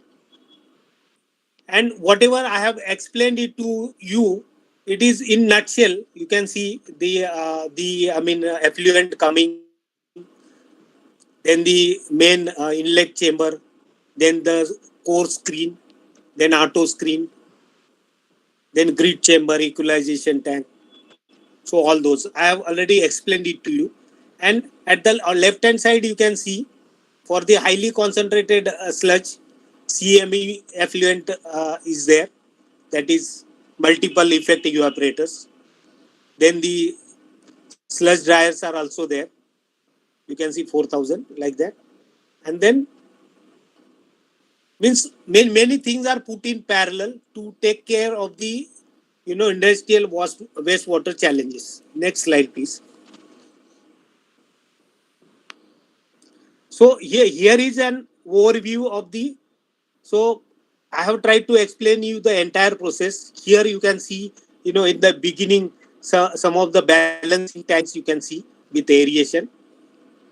Followed by that, primary bigger tanks are very visible. Then at the back you can see the aerators. Those aerators are basically of the type, floating aerators. And then there is other treatment like Fenton and all other, dryers, then MEE, all that. So this is how that plant looks. So let us move on to next plant. So here, see, two plants I have covered.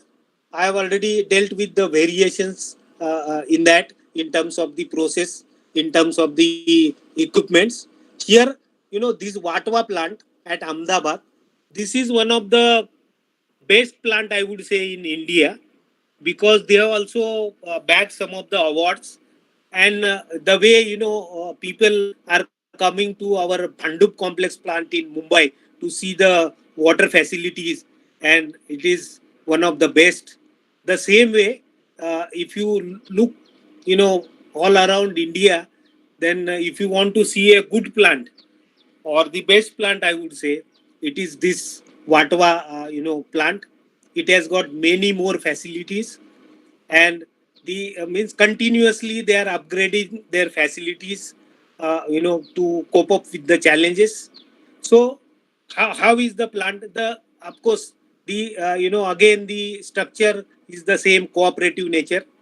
Then plant capacity is 16 MLD, and the design inlet parameters you can see 6.5 to 8.5.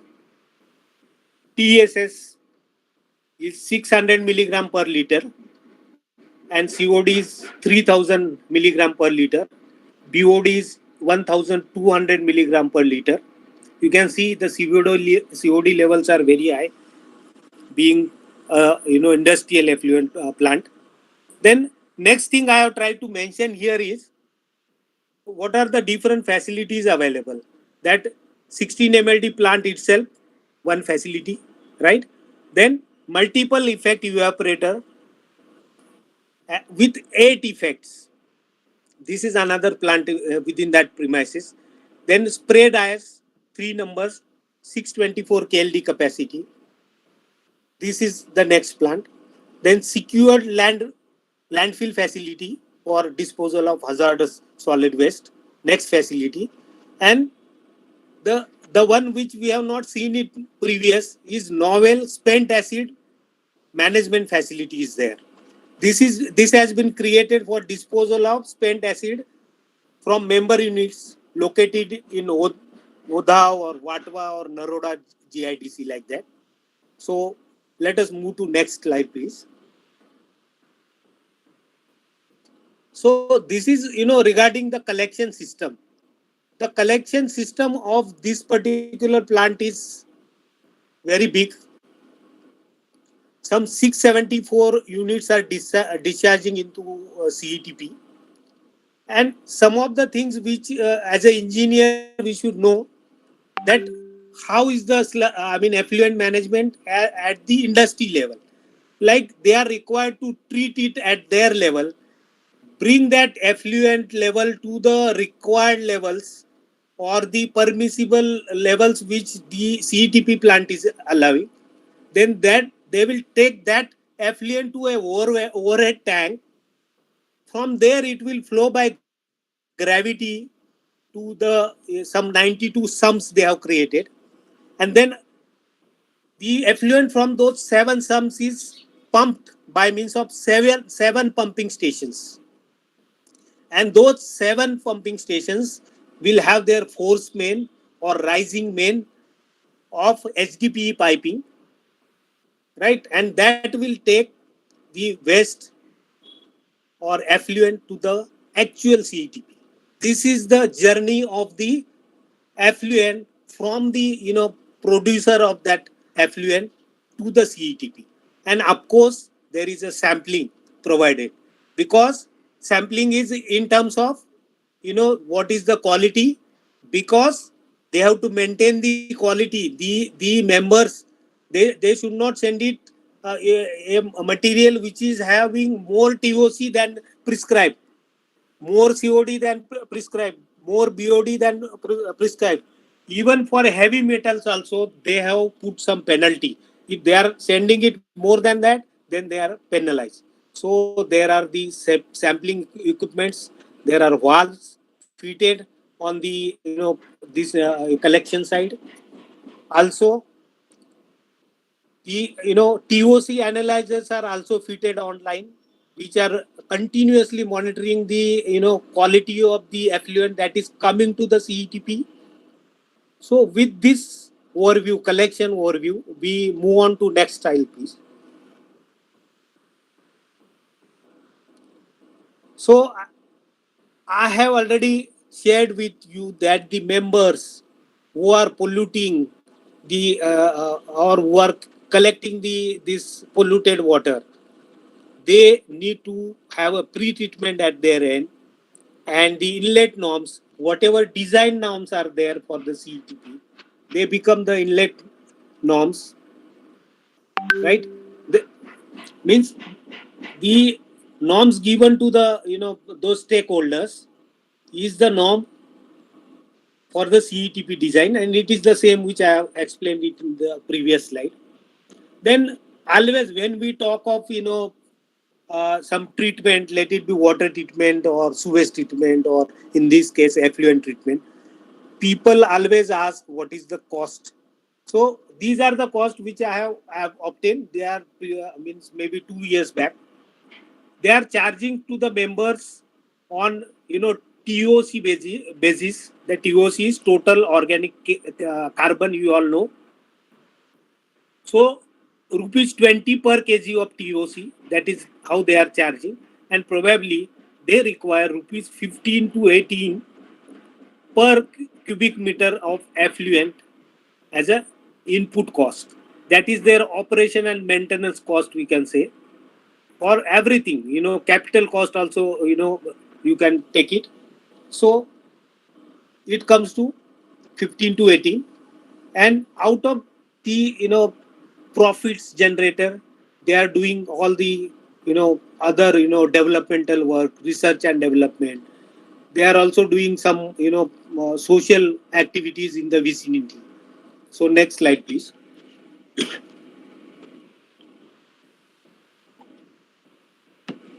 So here the initial, I'm not going to explain the one we already know about, like equalization tank, flash mixer, flocculator. But here I'll spend some time on this air floating.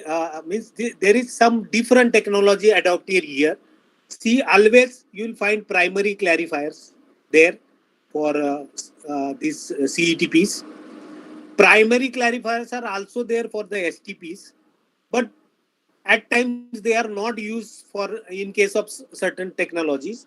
But I would say for this effluent treatment, industrial waste treatment, primary treatment is a must. But it can be in the form of conventional pretreater, or it can be in the form of, look at this technology, dissolve air flotation unit. This is nothing but popularly known as DAF technology. In this, what is happening is you are mixing air with the wastewater. So due to the agitation, what is happening is the the particles, those will get attached to the flocks which are formed due to the dosing of the chemicals. So, and since this air is blown from the bottom, air and this wastewater mixture with the help of pressurized pumps and blowers. So the floating matter will come at the top. So that will be removed. The whatever scum is there and floating matter, that will be removed from there.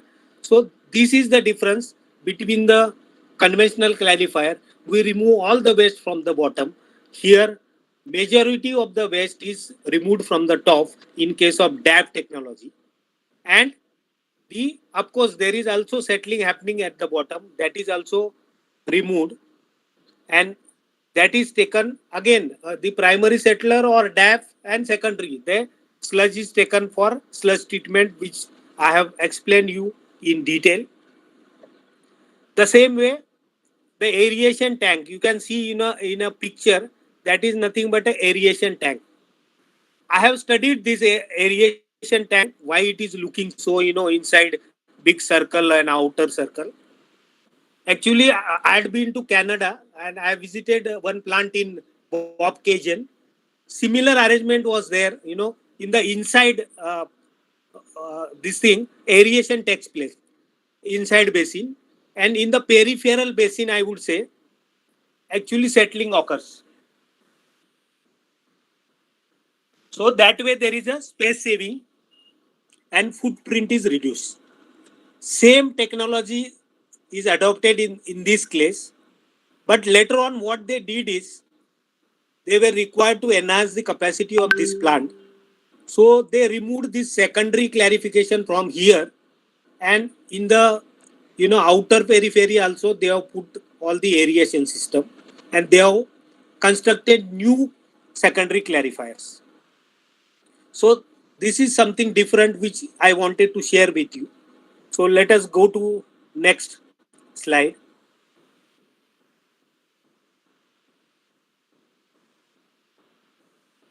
Yes.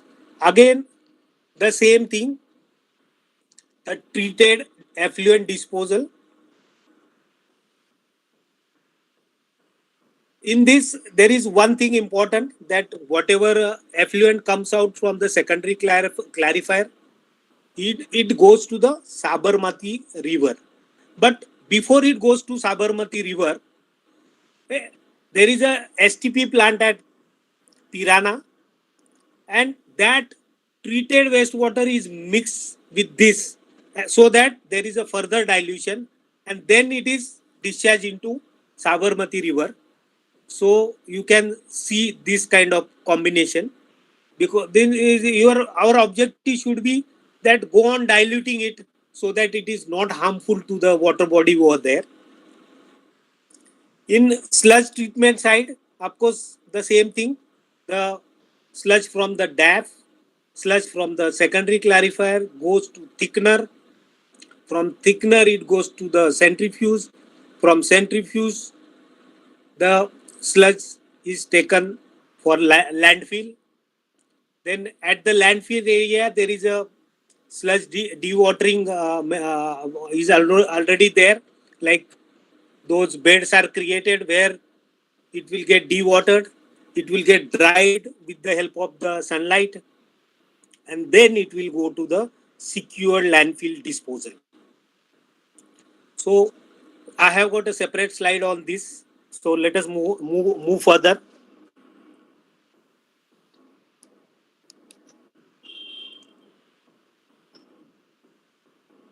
Next slide, please.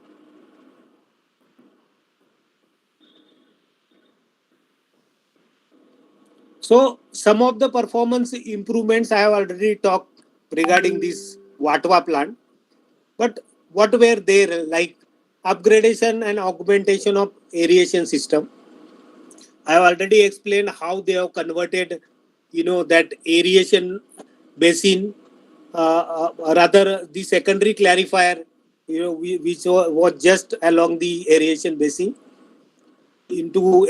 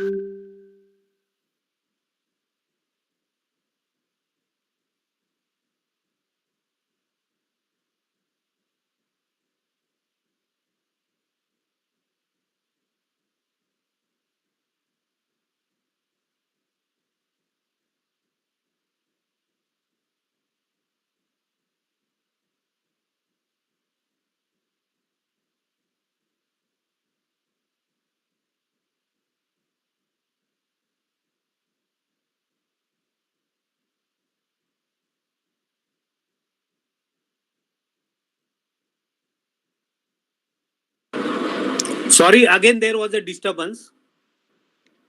No, sir, we can hear you now. It is Yes, clear now. yes. So I was talking about the technology upgradation. So they have upgraded their, uh, aeration zone. But while doing so, one important thing they did is, earlier there was a coarse bubble aeration, and the aeration pipes had a hole of 10 millimeter diameter, which they have reduced it to 5. So with that, there is an improvement in aeration, and the corresponding they have put it new. Then, then one more thing you have done it recently, that is oxidation.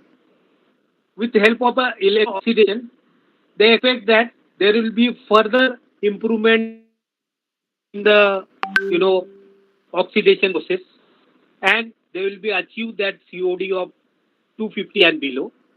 And one more modification they have carried out. In addition to those surface aerators, they have fitted these Triton type aerators.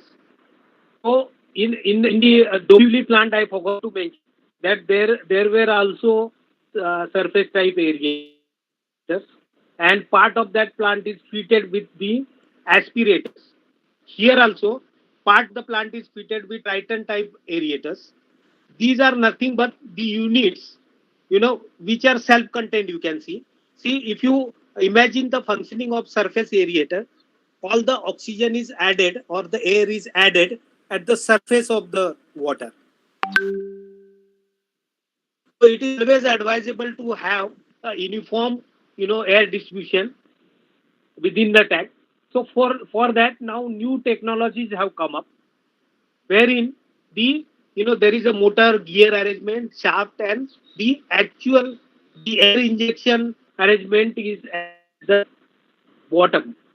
So this is like you are inserting a fan into the tank, and air is blowing from there. If you compare the arrangement in STs, there is a very big blower room which is provided to the irrigation basins. So here what they have done is that itself is one self-contained unit. There is no separate line, but there are the blowers fitted on that, which are blowing air continuously in the aeration zone. So this is one improvement they have practiced over here. So let us go to next slide.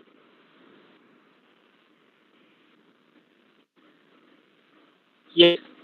Now see, when you visit different, exhibitions regarding water wastewater, you'll find this jelly approach is becoming increasingly popular, I would see, because the idea is, the as earlier a speaker told, actually we shouldn't discharge anything into the water body, but how it can be achieved is the question. It is at the cost, and what are the technologies available for that? That is like multiple effect evaporator or spray dryer. So let me talk first about the spray dryer. There they have got the spray dryer plant of 624 KLD. They have got three such units, and some 223 members are discharging their effluent over here. And the characteristic of the effluent is that the TDS level is up to 2 lakhs, and which is normally cannot be taken care by our ASP process, that is activated sludge process.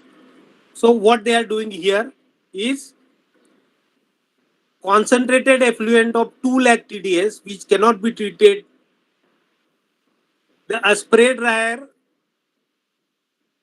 is utilized wherein hot air is blown with help of a coal fired boilers. So these are two types here. You can see in this multiple effect evaporator is there. This is another equipment. Whenever the TDS levels are about 2.5 lakhs, this multiple effect evaporator is nothing but the equipment which is put in series, and this kind of equipment is there for the manufacture of sugar what we eat.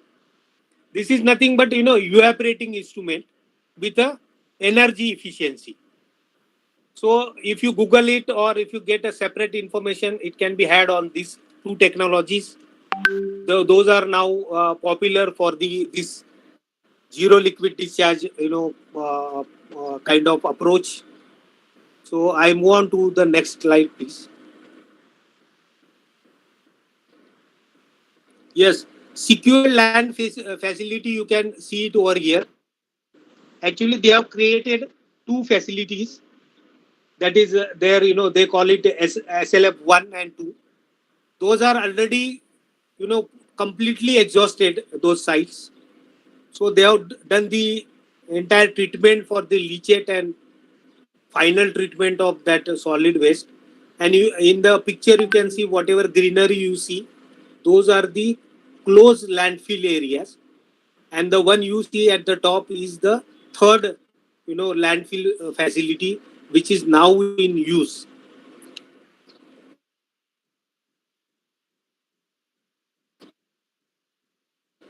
Then for this particular solid waste handling, they have also created state of art laboratory. They have also kept skilled manpower over there.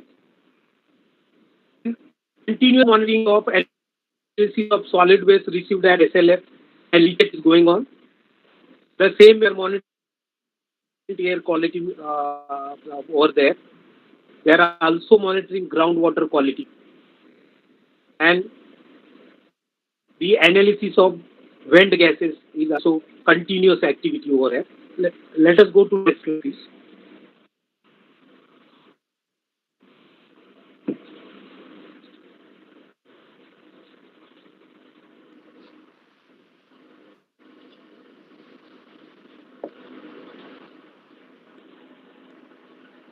Next slide. Same slide. Let's go. Yes. So this one is a novel because in that area people are manufacturing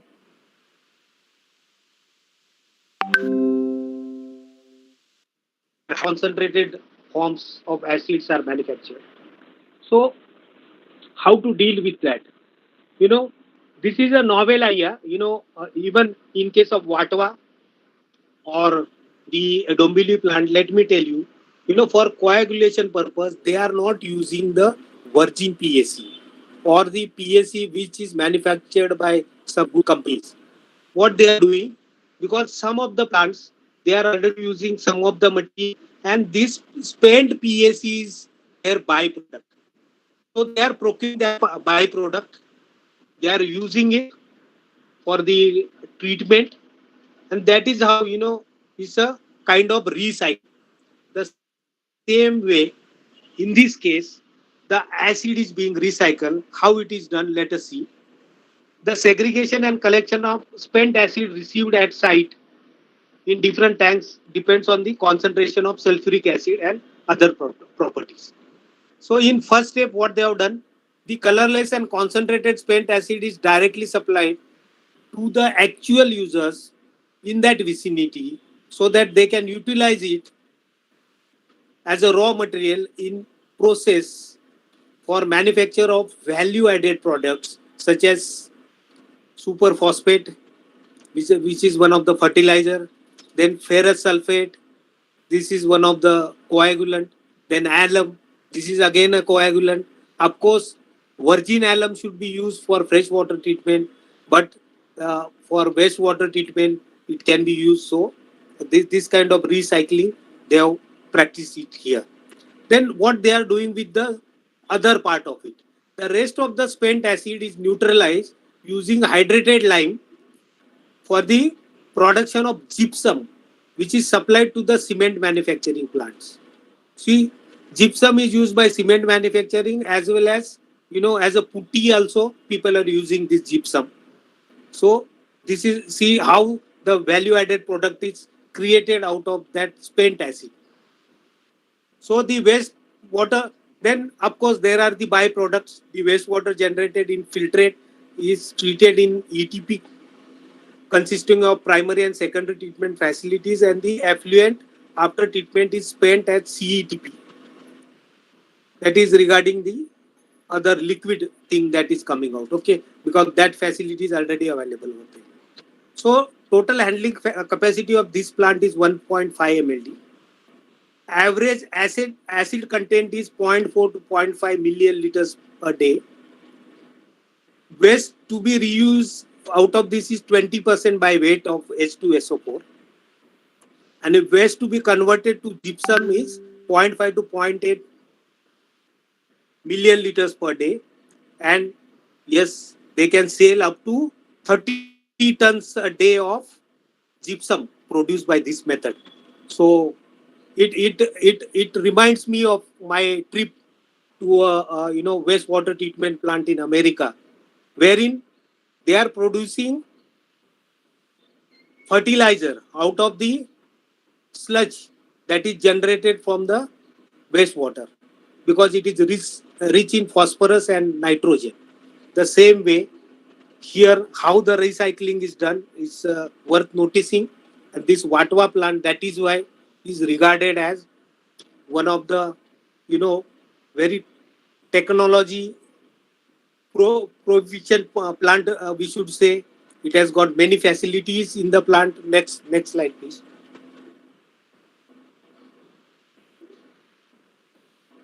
I know the things are late, but that is why I'm completing it fast. But I have taken a lot of effort. Let me share some two slides with you. So, as regards the laboratory part and analytical monitoring, we have already seen it. Whatever there in WAPI, on the same lines, the facilities are there at the Watwa. I will not spend time on this slide. Next.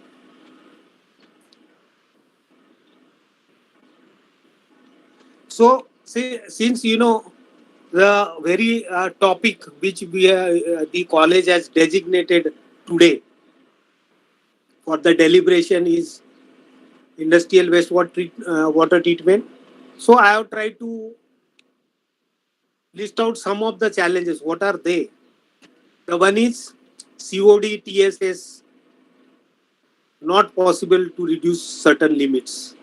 This is the very reason that the treatment plants are getting notices and many PILs are coming up. So according to me, what is the remedial measure? The improve oxygen transfer efficiency by upgrading.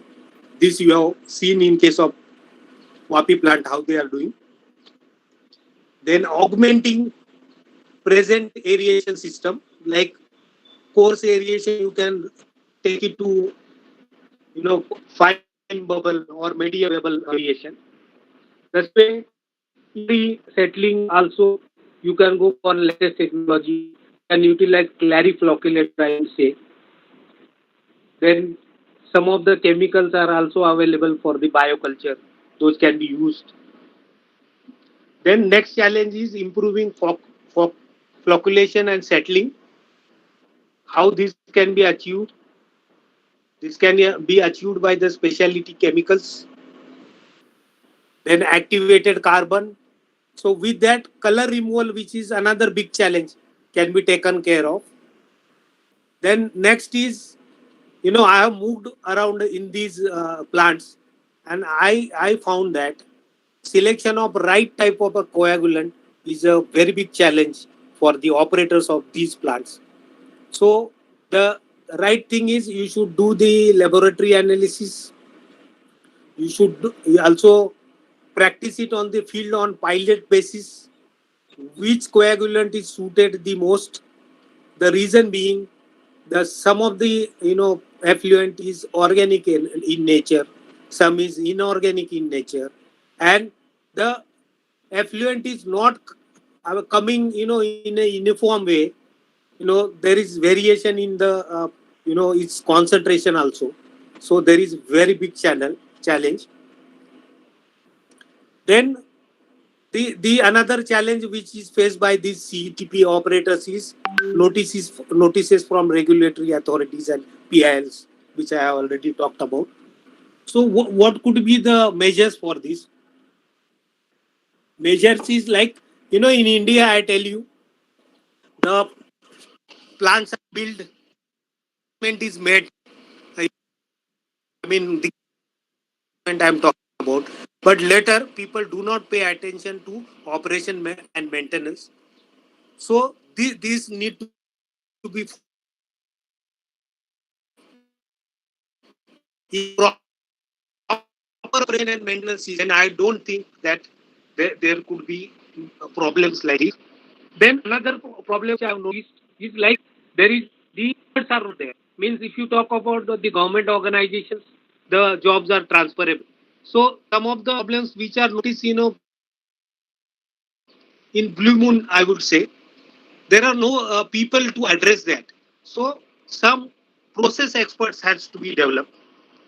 Then another way I look at it to solve these problems is automation of these plants. See, I had been to Canada, and I got a training at one of the plant known as Wasaka Beach treatment plant. What they did is they have converted entire plant into automation like SCADA enabled. So whenever there is a change of say COD, BOD or TSS at the inlet, the plant is reacting to that by way of increasing the dosing, then applying appropriate dosing. If there is a pH change, then lime may be required to be added. But here in case of our plant, what is happening is most of these operations are manual. A person will start the dosing pump. So at night time there could be problem. So overall there will be a big problem because all processes actually every now and then you cannot go on changing these doses or the retention times or the pH adjustment chemicals. You cannot do that. You shouldn't do that. Why? Because the treatment process itself takes around 3 to 4 hours. So you should allow that process to stabilize first, then next exercise like that. Then of course the new technologies is solution for that. So next in my next slide, in concluding remarks, the first point says that yes, industrial wastewater treatment is quite a big challenge compared to running STPs or water treatment plants for fresh water or potable water. Then my next remark is, just now I told you that yes, we should go for automation and SCADA so that we can react to the inlet water parameters in a fast and systematic manner. Then some officers should be designated as process experts. And regarding field and lab trials, I have already talked about. R&D and continual improvement of technologies is very, very important. And creating awareness among stakeholders is another, because I gave you an example that there are people, they are hiding their effluent, they are putting their effluent in the borewells. So this shouldn't happen. So a lot of awareness and vigilance should be there. And then of course the zero liquid discharge should be practiced. Of course, this is a very costly affair, but we have got no option but to go for it. I think my next slide is Thanksgiving slide. Next. So thank you very much for the patient hearing, and I also thank the authorities of the Saraswati College for giving me this opportunity. I also thank our IWW office bearers, especially Bamble sir, for motivating me to give this talk. And I definitely feel I have given the very good overview to the new young engineers. Thank you very much. Thank you, sir. Thank you for sharing your vast experience on this topic. And thank you for sharing the case study of CETP at Dombivli Phase 1, then Vapi, Gujarat, Vatva, Ahmedabad, Gujarat. And I'm sure participants and especially students would have gained a lot from your knowledge sharing. Thanks a lot, sir. Thank you so much. Thank you. Thank you very much. So now, as we have approached towards the end of a very informative webinar, both these sessions were very informative. I would like to request Professor Pooja Somani Madam, IWA Coordinator and HOD Civil Engineering Department, to kindly give a vote of thanks. Thank you, Soumya Madam. Am I audible, Madam? Yes, ma'am, it is clear.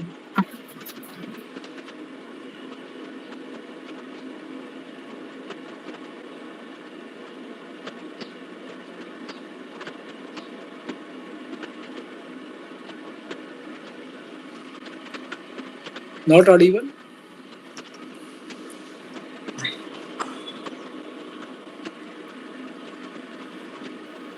No, ma'am, you're not audible. Is it okay now? Yes. Yes. Yes. Yes, ma'am. Yeah. So, all the academicians, industry experts, and my dear students and all my colleagues. It's my privilege to have been asked to propose a vote of thanks on this occasion. I, on behalf of Civil Engineering Department and Civil Engineering Students Association of Saraswati College of Engineering and Youth Forum and Students Chapter for Water of Indian Waterwork Association, and on my own behalf, extend a very hearty vote of thanks to all the distinguished guests for gracing us and our audience with your important work and sharing your findings with us. Wholeheartedly, I would like to thank Mr. Bamble sir for always supporting and motivating us for activities to be undertaken under the umbrella of IWA. We and our students have always got excellent exposure towards practical and emerging concepts in water and wastewater engineering. Thank you very much, sir. A big thank you to Dr. T.V. Ramachandra, who, a torchbearer of science himself, addressed us on the occasion of Science Day and giving us various golden rules. One, I want to quote, 7 trees for 1 person, and shared his real life examples. Not only this, sir, you have given us many ethical lessons to conserve the life existing on the earth. I must mention deep sense of appreciation for Mr. K.V. Vadhavani sir for his talking about various engineering aspects of industrial wastewater treatment. Sir, you discussed your work in various CETP plants, making a clear linkage of various theoretical concepts with their on-site application.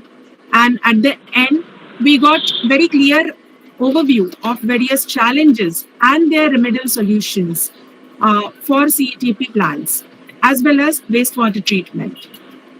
Finally, I would like to take this opportunity to place on record our hearty thanks to the management of SCOE, Dr. Manjusha Deshmukh, Principal of Saraswati College of Engineering, for always promulgating the idea of such program for value addition of all of us.